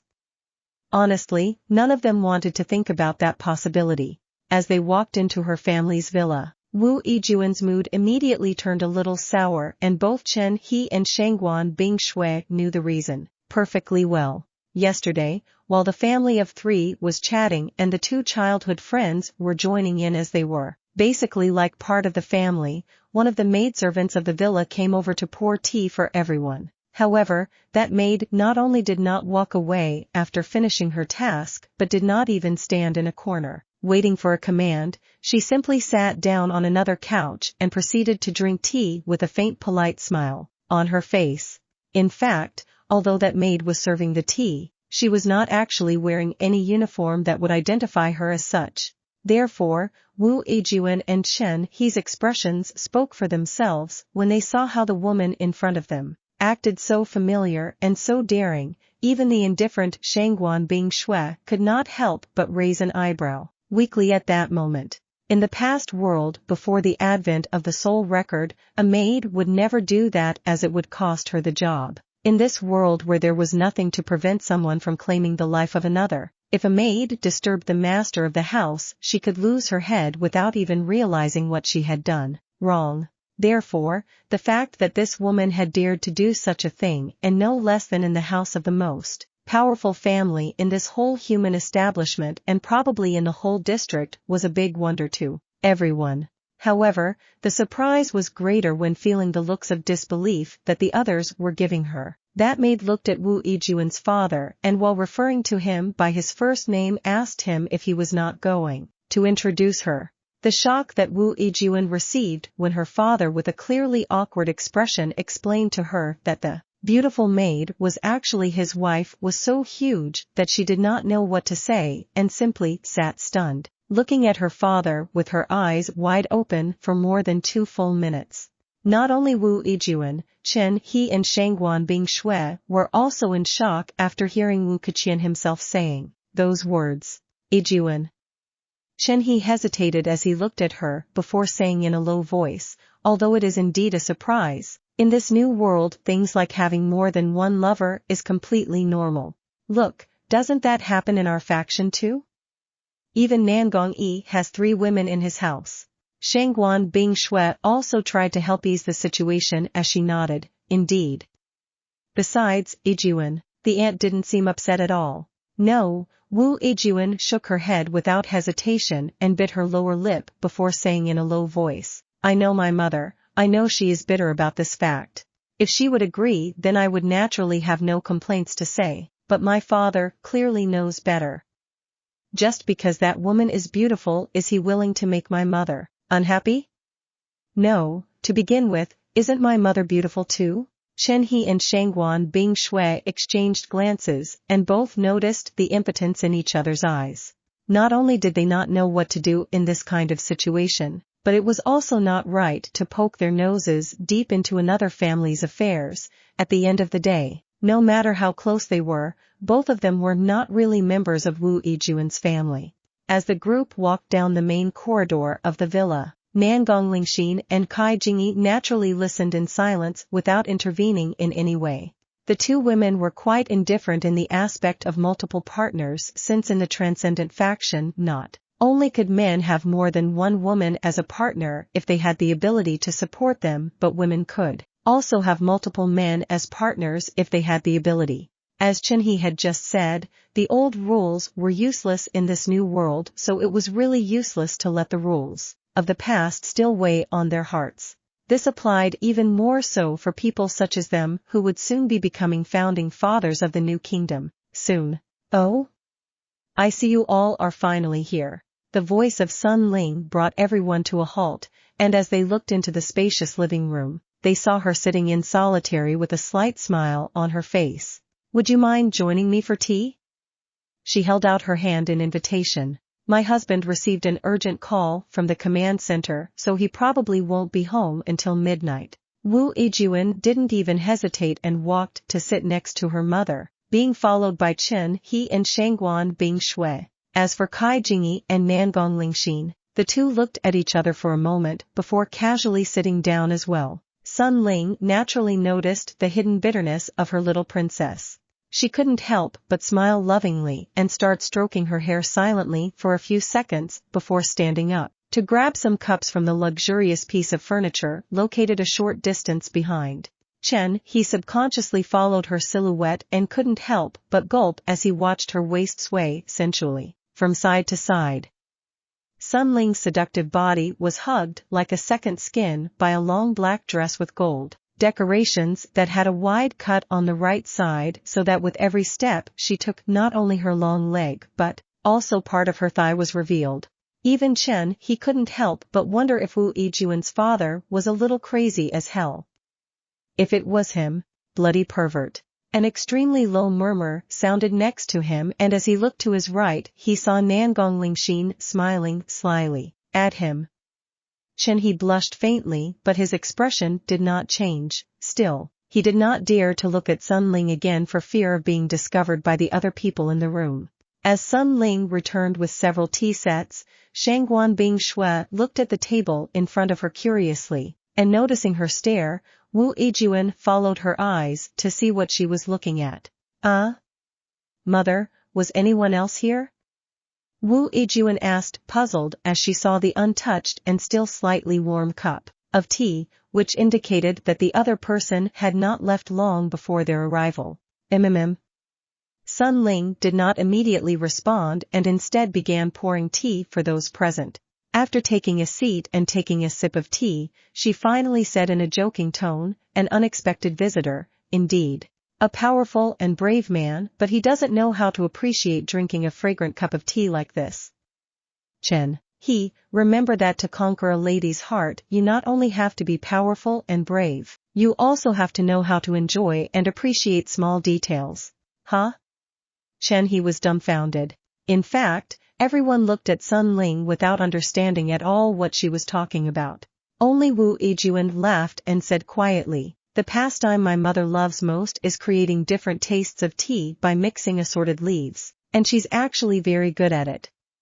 Therefore, she is probably a little angry at the person who didn't drink her tea before leaving." Shangguan Bing Shui took the cup of tea barely above her upper lip and absorbed its aroma for a few seconds. Her eyes sparkled with delight as she nodded and said calmly, "Indeed, this chamomile tea calms my mind with its fragrance itself. I can tell even without drinking it, it's a good tea. It seems that we ladies have more sensitivity than men when it comes to this sort of matter." Sun Ling let out a chuckle before taking another sip of tea and setting the cup down on the small saucer on top of the table. Then, taking the opportunity, she casually asked, "By the way, although I chatted with Yijuan a bit yesterday, I still don't know the whole story. Do you mind if you share with this old lady your experiences on your way here? I'm sure after traveling thousands of miles in this world you didn't have time to get bored." "But, Mother, I gave you a summary of the most important things yesterday, didn't I?" Wu Yijuan couldn't help but point out after feeling that her mother's request was a bit weird. "You said it, that was a summary." Sun Ling gently ruffled her daughter's hair before pointing out gently, "This time, what I want to know is the whole picture.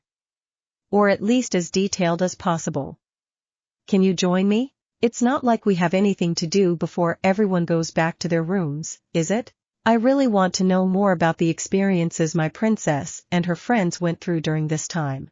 Wu Yijuan looked at the others and seeing that they all shrugged their shoulders finally began to narrate. She was not afraid that something bad would happen since before coming here, Bai Zemin had given them a story to tell so that even if someone asked them the same question separately they would all answer the same thing, without leaving any traces of lies in sight. But in fact, Sun Ling aspired more to know the kind of person Bai Zemin was. After all, Bai Delan's words were still floating in her head and she couldn't get them out even if she wanted to. She had personally felt Bai Zemin's soul power before, so she firmly believed that his level was between 39 and 40. However, Sun Ling also knew that there were some abnormally strong people capable of fighting existences beyond their levels, and she was fully confident that Bai Zemin was one of those people. Although she did not believe that he could stand up to her brother or her husband, her instinct as a woman was quite high and for some reason went against her natural rationale. This was one of the reasons why Sun Ling really took Bai Delan's words to heart more than she normally would. Chapter 618 Two Families equals Two Different Worlds. The evening time passed. Time could not be considered as something physical but as a unit of measurement that intelligent living beings used in order to give structure to their lives. Therefore, depending on the experiences one was going through at a given moment, time could seem to run faster or slower. For example, when a person was having a moment of fun or joy, time would most likely pass extremely fast to the point of losing track of it. However, if the same person was going through a moment of boredom, pain, or fear, time was likely to move extremely slowly to the point in which a second could feel like forever. Therefore, depending on the life and experiences that each survivor within the human establishment under the name Chinese Renaissance had lived during today's evening, time could have passed fast, normal, or extremely slow. For the family of Baizemin, time flew by so fast that it advanced without them noticing. Before they knew it, it was time for dinner, and before they knew it, dinner was over and it was time to go to bed. Each of them enjoyed every second to the fullest. This was to the point that for their first night the family of 4 threw several mattresses on the floor of the large living room where they would have their own sleepover. Bai Dilan and Yi Linger were all smiles as they watched their 2 children act like little kids once again. The ever-mature Meng Qi seemed to get out of character as she picked up a pillow and in a fit of anger threw it at the candy thief Baizemin. But the response from the ever-cold and calculating Baizemin came in a way that the innocent Meng Qi did not expect. Upon being attacked, his defensive instincts kicked in and he easily threw his sister on top of the oversized bed more than 3 meters wide, where he began to punish her with tickling until she was driven to the brink of despair. Wu family villa. Unlike the fun the few members of the Bai family were having, the large and luxurious villa was quite quiet at this time. The long corridors and over 4 floors looked too wide for so few people, even though several maids could be seen roaming the nooks and crannies with relative frequency in search of some dirt. The only place with some human warmth was the living room, where a group of 7 people gathered to chat after dinner in preparation for going to rest. However, the people who actually talked were 2 or 3, with only the occasional intervention of a 4th. The others simply remained silent with boredom on their faces and only added their 2 cents to the equation. Once one of the others asked them a question. Approximately 30 minutes later, when the clock read 23:15, Zhong De stood up. His movement naturally attracted everyone's attention, but his expression was quite stiff as he calmly said, "Sorry, but I'm feeling a bit tired. I'll call it a day and will retire to my room for the day." After some goodnight greetings, Zhong De simply disappeared and under the guidance of a maid returned to his room. But he was not the only one, as not long after his departure Kai Jingyi and Nangong Lingxin also excused themselves and retired to their respective rooms. Sun Ling surveyed the surroundings, and a complicated smile automatically formed at the corner of her mouth as she realized that at some point only she, her daughter Wu Yijuan, and Wu Yijuan's childhood friends remained. "Looks like your friends don't feel like getting along with me?" Sun Ling looked at the 3 young men sitting next to or in front of her and pointed out, not knowing whether to laugh or cry, "I tried to get along with them all evening, as I am really grateful for their helping Yijuan and you two to get here, but I can feel that the 3 of them are keeping some distance, politely. The 2 young beauties hide it quite well, but the young man named Zhong De is way too obvious. He only arrived 2 hours ago, but he already went back to his room." This was the first time Sun Ling experienced this kind of backlash, and most of them were young people who were around her daughter's age. But she didn't understand the reason why this was happening. Had she done something wrong? But Sun Ling considered herself to be quite good at dialogue, so she didn't think that was the real reason. "No. It's not that, Mom." Wu Yijuan hesitated before saying with some bitterness in her voice, "Jingyi and them. They are people of few words. That's why." But how could the words filled with lies of her daughter convince a mature woman who had already seen the world? Sun Ling naturally realized that something was weird but couldn't put her finger on where the heart of the matter lay, so she finally shook her head and said in between sighs, "Forget it. If they prefer to keep a certain polite distance, they must have their reasons for doing so." Even then, Sun Ling was quite perplexed. Normally, people would try to approach her when the opportunity arose due to her distinguished status in the establishment. However, regardless of whether it was Zhong De, Nangong Lingxin, or Kai Jingyi, they kept that distance clearly with intent. Shangguan Bingshui noticed that Wu Yijuan was biting her lips slightly, so without anyone noticing she took the moment when she looked in her direction to shake her head softly. Shangguan Bingshui, as well as Wu Yijun and Chen He, knew perfectly well the real reason why the other three kept some distance from Sun Ling. The reason was that tomorrow Sun Ling might be an enemy who, depending on how things turned out, they might have to kill. Zhong De and Kai Jingyi were only 20 and 18 years old, respectively. However, their mentalities had changed immensely after the lives they had been living for the past 2.5 months. On the other hand, Nangong Lingxin was 27 to 28 years old, so she was more mature, to begin with, and could see things from a higher perspective. They all knew well that if the Chinese Renaissance and the Transcendent faction led by Bai Zemin ended up clashing, it was highly probable that Sun Ling would become a target to be eliminated if they failed to reach an agreement. Therefore, Zhong De and the rest did not want to form a friendship with someone they might have to fight sooner or later. Wu Yijun was naturally aware of this fact, and that's why she felt bitter. However, she was also confident that things would turn out well. By the way, Chen He. Sun Ling suddenly looked at the silent Chen He with a smile that stunned him for a full 2 seconds, resulting in her not being able to help but let out a chuckle before continuing. Would you mind giving me your opinion on what kind of person Bai Zemin is? Today, Sun Ling felt for the first time the true meaning of the word frustration. While she received a fairly clear and detailed picture story as she had requested from her daughter and her friends, what she really wanted to know remained unknown even now. Precisely because of this, she had no choice but to be more direct this time. The place suddenly became completely silent to the point where the footsteps of the maids walking around the villa became audible. After several seconds of almost deathly silence, Shangguan Bingshui set her teacup down on the table and looked Sun Ling straight in the eyes as she calmly asked, "Aunt Sun, your objective today was also to learn more about Bai Zemin, wasn't it? As expected of you, sharp as ever, girl." Sun Ling smiled slightly and did not deny it. "I am curious, indeed.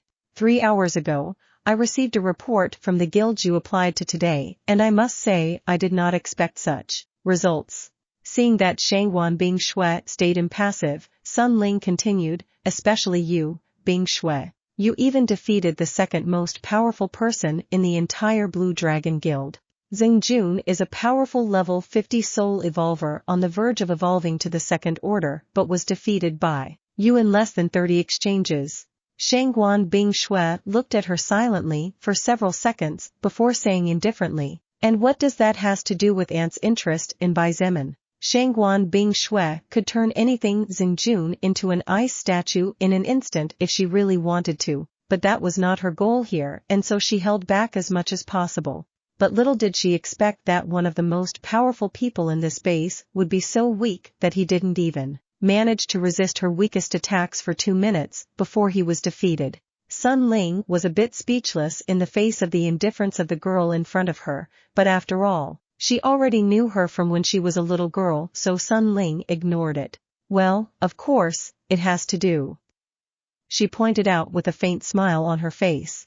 "Bingshui, aside from your beauty and combat prowess, you are an extremely smart and perceptive woman. So much so that even I respect you a lot, despite your age. So, I was wondering why aren't you the leader of the team of 7 that arrived here?" Even Chen He proved to have the ability to defeat a level 50 soul evolver with relative ease.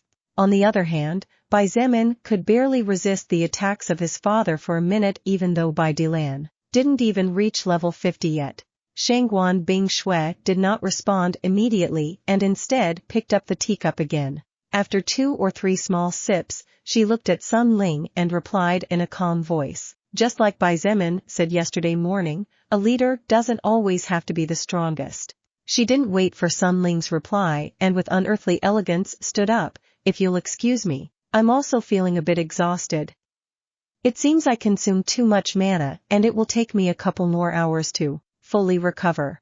As everyone stood stunned looking at her, Shangguan Bingshui stopped her footsteps when she reached the door and looked at Wu Yijun over her shoulder. A flash of hesitation shone in her eyes and she remained silent for several seconds as if considering something. Finally, after what seemed like an eternity of silence, she said weakly, "Aunt Sun, may I give you a word of advice?" Sun Ling was truly confused and dumbfounded. Everything that was happening since yesterday was too incomprehensible to her. Even Shangguan Bingshui and her daughter's personality seemed to have changed. The first to be more gentle and thoughtful, while the second to be more sly than ever. I don't know why you are so painstaking to know about Bai Zemin, but I will assume the worst and will think something bad happened. Shangguan Bingshui sighed before turning her face and continuing on her way as she culminated in a low and even too soft voice for her usual indifference, precisely because of that. If you really love Xietain, I ask you to please try to find a peaceful solution. Otherwise, it will be really hard for everyone. Once Shangguan Bingshui disappeared, the silence in the room became even more powerful than before and the atmosphere definitely became heavier. Sun Ling looked at Wu Yijun sitting next to her and taking Shangguan Bingshui's words she asked with a slight frown. Girl, do you really like that Bai Zemin guy? However, Wu Yijun shook her head upon hearing her mother's question. Her face flushed slightly but her eyes were firm as she said without hesitation, no, I don't like him. I love him, mother. Oh ho? Sun Ling couldn't help but raise both eyebrows at the sincerity she saw in her daughter's gaze. However, she couldn't help but point out, in less than 3 months you fell in love with someone you had never seen in your life? Even when in the past you might have walked past him 1,000 times but didn't even notice him even one time? But little did Sun Ling expect that her words actually touched a sensitive thorn in Wu Yijun's heart. Her face turned pale as if she had seen a ghost and her lips lost all color in a matter of seconds as if a powerful sickness had assaulted her without warning. I'm going to rest too. Wu Yijun didn't even wait for anyone's response after saying those words, and in a second she disappeared from everyone's line of sight, bursting out with agility that left Sun Ling breathless.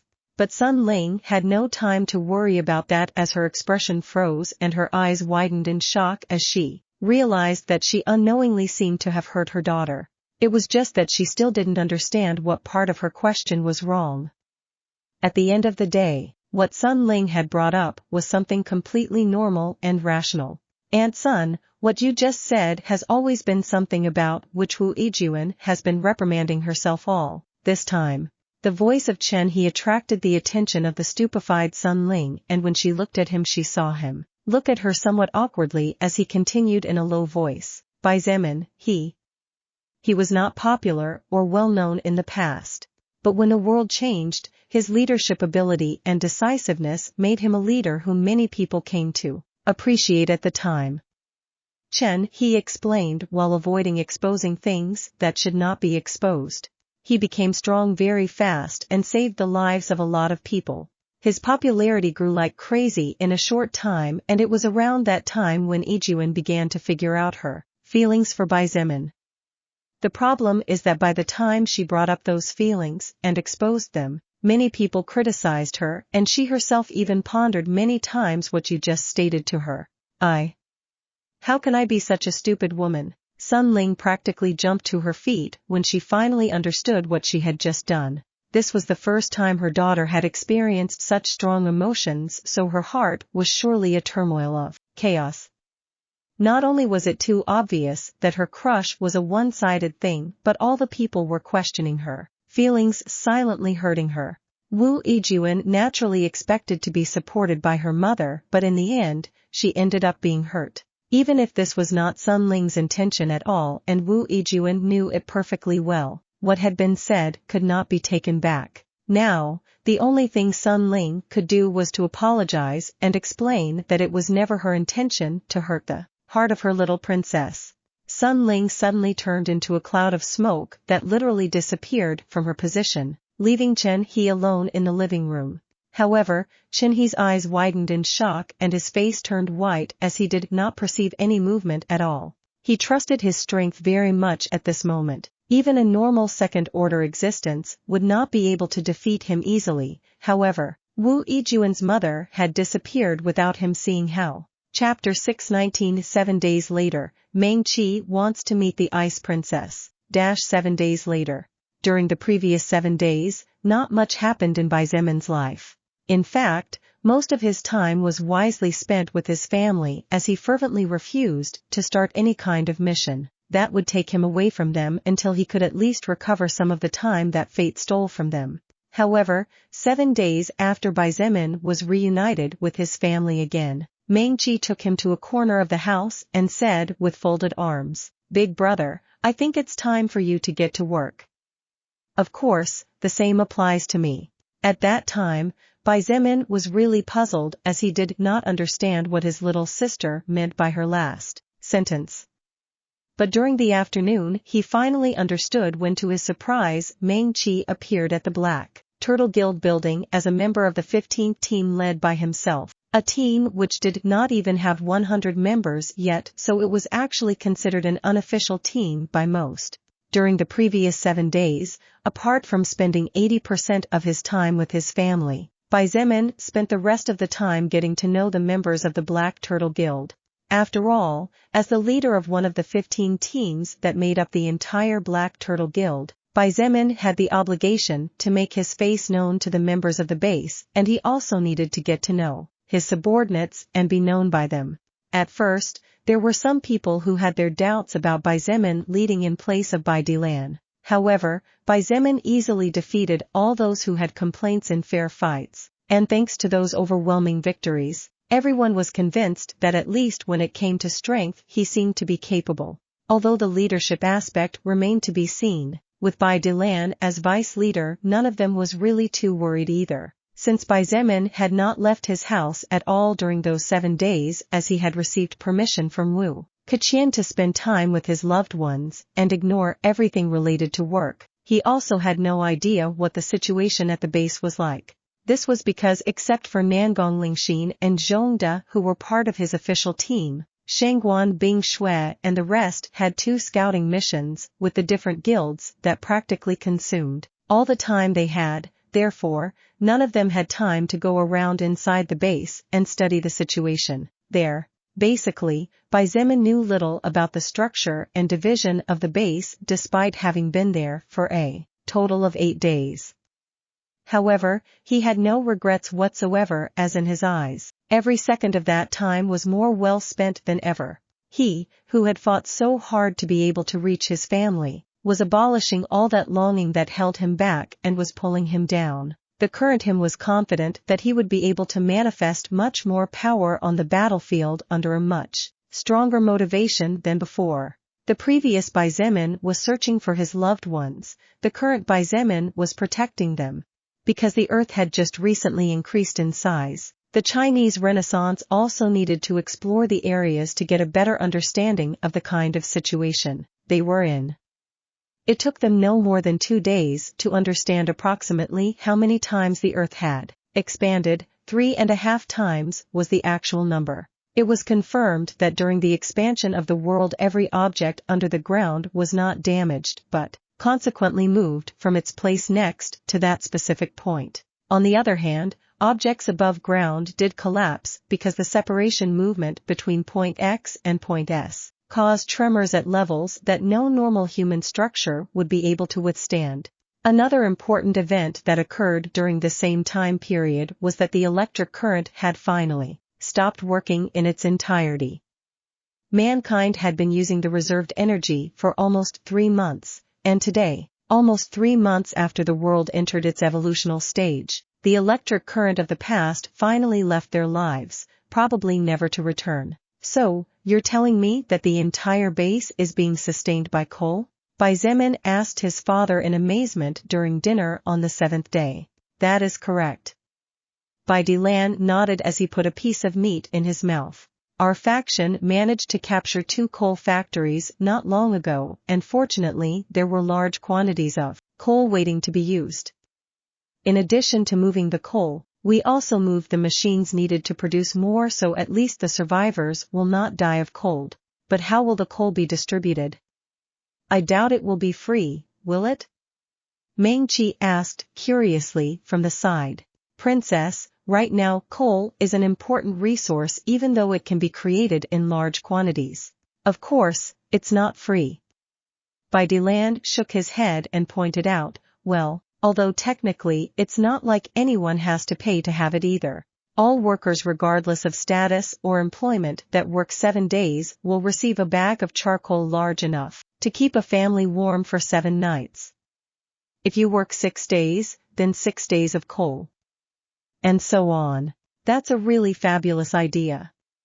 Xietain's eyes flashed with genuine praise, and he analyzed, by doing this, the survivors will have to work unless they want to die of cold, and handing out a bag of charcoal corresponding to the number of days worked once every week will also wipe out the lazy ones as time goes by. Therefore, unless a person is brave enough to leave the base and powerful enough to carry piles of wood, the leeches will be completely wiped out in a short time. Indeed, that's a brilliant idea. Xietain paused and looked at Xietain with weird eyes as he said these words. What's going on with those eyes? Xietain looked at him puzzled, subconsciously stopping his chewing motion. Actually, this idea was thought up by young Miss Wu Xietain. Xietain? Xietain blinked before nodding calmly. Oh.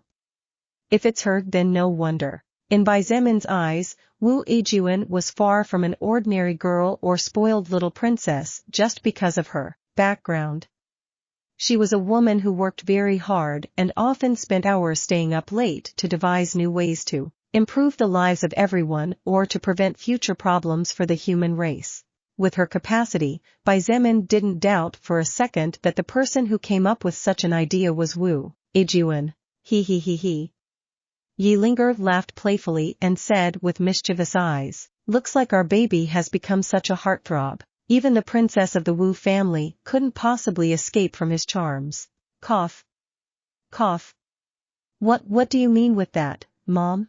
Xietain suffered a coughing fit that almost sent him to the other world as he looked at his mother with wide eyes. His mother did not respond and instead looked at his father as if she was passing him the honors.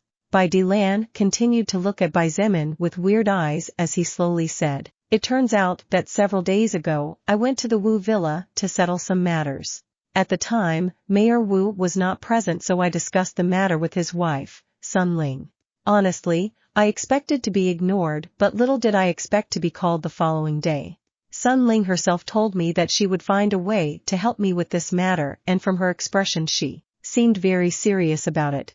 Xietain raised a hand to ask Xietain not to interrupt him just before the latter said something and continued, "Sun Ling's daughter happened to appear as I was about to leave, so I naturally greeted her with respect. However, that girl practically jumped like a scared rabbit when I addressed her as young Miss Xietain, and practically begged me in tears to just call her Xietain." Oh. Xietain noticed several curious and peculiar stares on his body, so he quickly came up with an excuse. "Oh, well. I was her leader all this time, so it's probably partially due to that. Partially my ass." Xietain sighed before pointing his chopstick at Xietain and saying in a serious voice, "I'm telling you, brat. You'd better make things clear with that Xietain girl. Regardless of the problems it might involve because of her background, I, Xietain, did not raise my son to become a scumbag who hurts the heart of such a nice young lady. If you dare to play with that girl's feelings, I will personally see to it that I break your legs." This time, Xietain did not say anything and simply looked at Xietain with confidence, as she did not believe that the son she raised would be that kind of man. But Xietain really wanted to cry without having tears to shed. When had he ever played with someone's heart? For God's sake. Xietain, had even made everything 100% clear when Wu Xietain openly expressed her affection for him. But what right did Xietain have to forbid Wu Xietain from fighting for her heart? None. He had no right to do that, as it would surely hurt her terribly, and considering how stubborn Wu Xietain was, it would definitely have no effect. In the end, Xietain could only nod and obediently say, "Don't worry, father, mother. I know what to do." Xietain nodded without saying much about it, since he knew what kind of son he had. Xietain, on the other hand, helped him with another piece of meat as she saw that he had almost eaten everything on his plate. Feeling aggrieved, Xietain took a large piece of meat to his mouth and began to eat as he grumbled to himself, causing Lilith to burst out laughing as she hovered near him. She had been there all this time and had actually laughed like there was no tomorrow with all the new facets she had seen of the usually indifferent Xietain. Big brother. What's wrong? Xietain gave Meng-Chi a sidelong glance as he continued to eat as if he were a hungry ghost. I want to meet your friends. Meng-Chi said casually as she looked at him calmly. Eh? Xietain froze for a moment as he didn't expect that kind of request. Meng-Chi nimbly caught the last piece of meat on his plate and before tossing it into her mouth, she said with a smile, "Oh, it's about time you introduced me. I'm very curious to meet all of them, especially this woman named Shangguan Bing Shui whom you have named at least 5 times throughout the whole week." Xietain watched as his meat was stolen from under his own nose and as he observed Meng-Chi's lips moving and, tasting the tender mutant deer meat, his brain processed the words he had just heard. My meat. That was all he could say, causing Lilith to burst out laughing again. In the end, Xietain naturally agreed to his younger sister's request. During these 7 days, Meng-Chi had learned about most of Xietain's lived experiences. He simply left out things that happened in Oblong World, nor did he give gory details. He even left out the times when his body was almost cut into pieces. Even with all of the above left out of the equation, Meng-Chi learned very clearly how strong her big brother was and, of course, how powerful his subordinates were. But, in fact, the person who most piqued her curiosity was none other than the woman known by many as Ice Princess. Chapter 620. The first meeting of 2 women is the equivalent of a minefield. The next day, when the sun was already high in the sky at around 7:30 in the morning, both Meng-Chi and Xietain came out of their house and began to walk around the privileged area, looking sideways at the person next to her who was looking at every single thing he saw in detail. Meng-Chi pointed out, "Big brother, is this the first time you paid attention to the privileged area?" Xietain nodded calmly. "When I first came here my main goal was to find you and our parents, so I wasn't in the mood for anything else.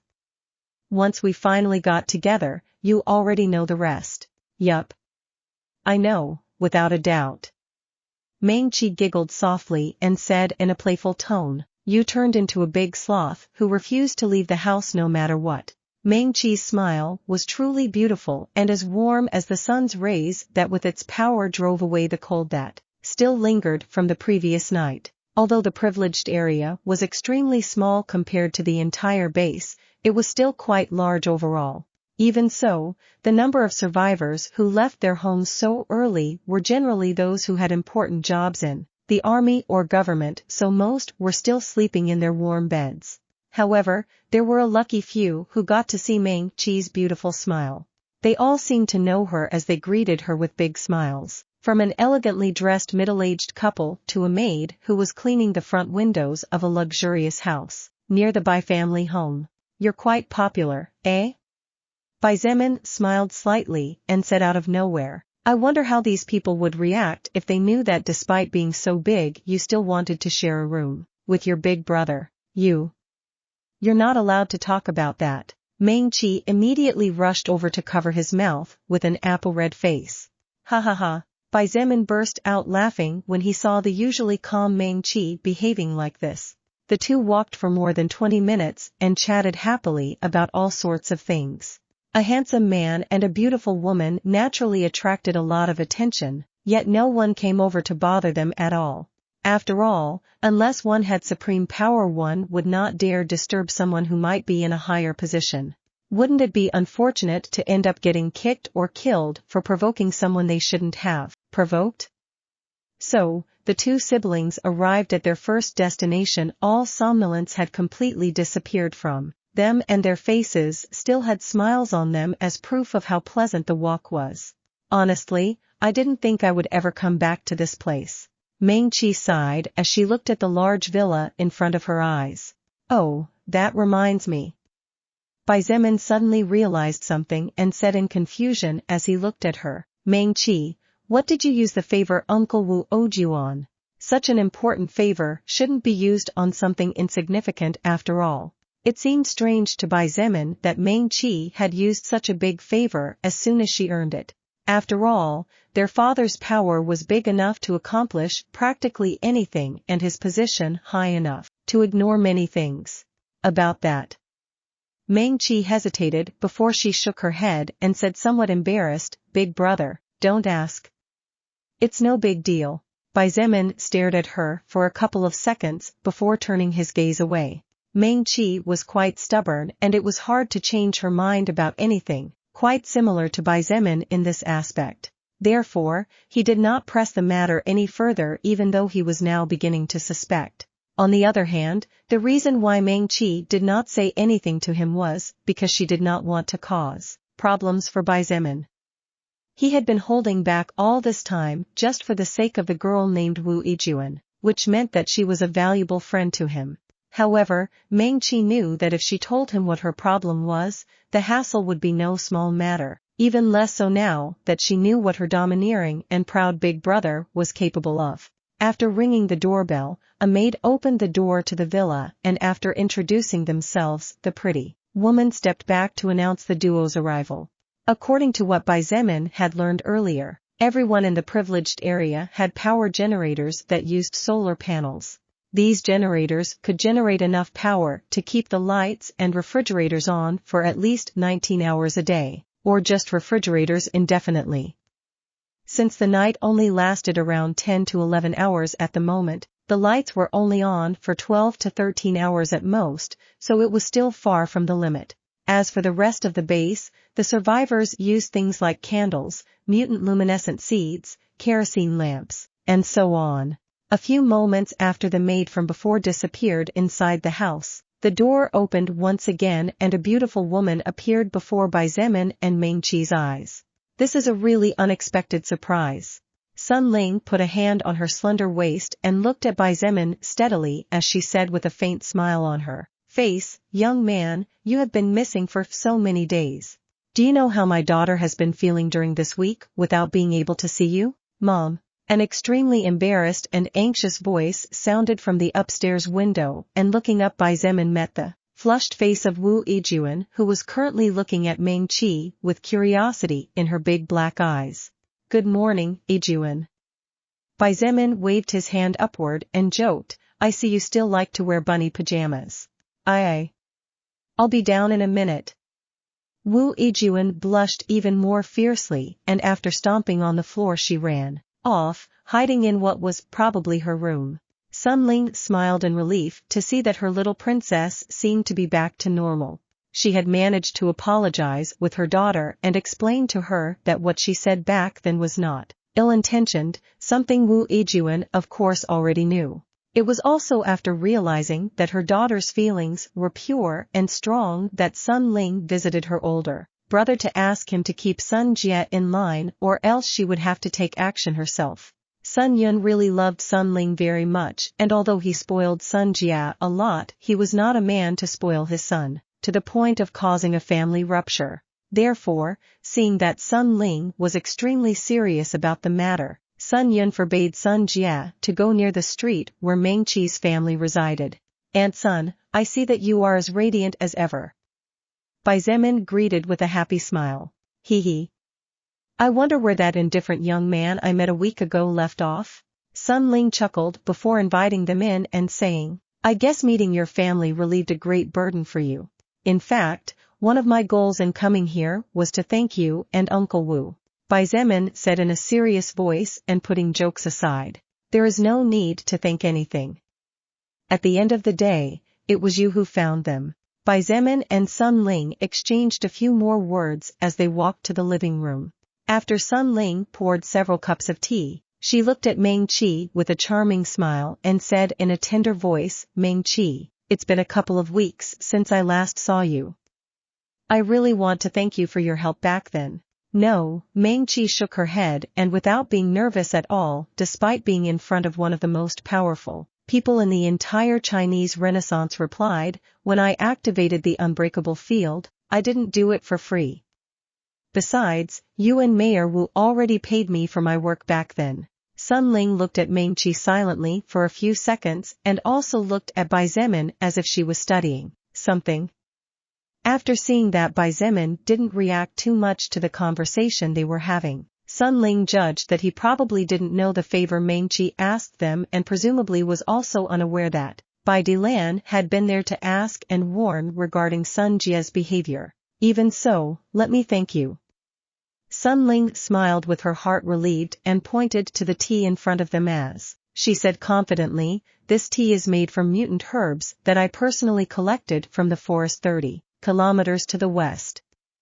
It has the effect of clearing the mind and relieving tension in the body. My most precious creation to this day.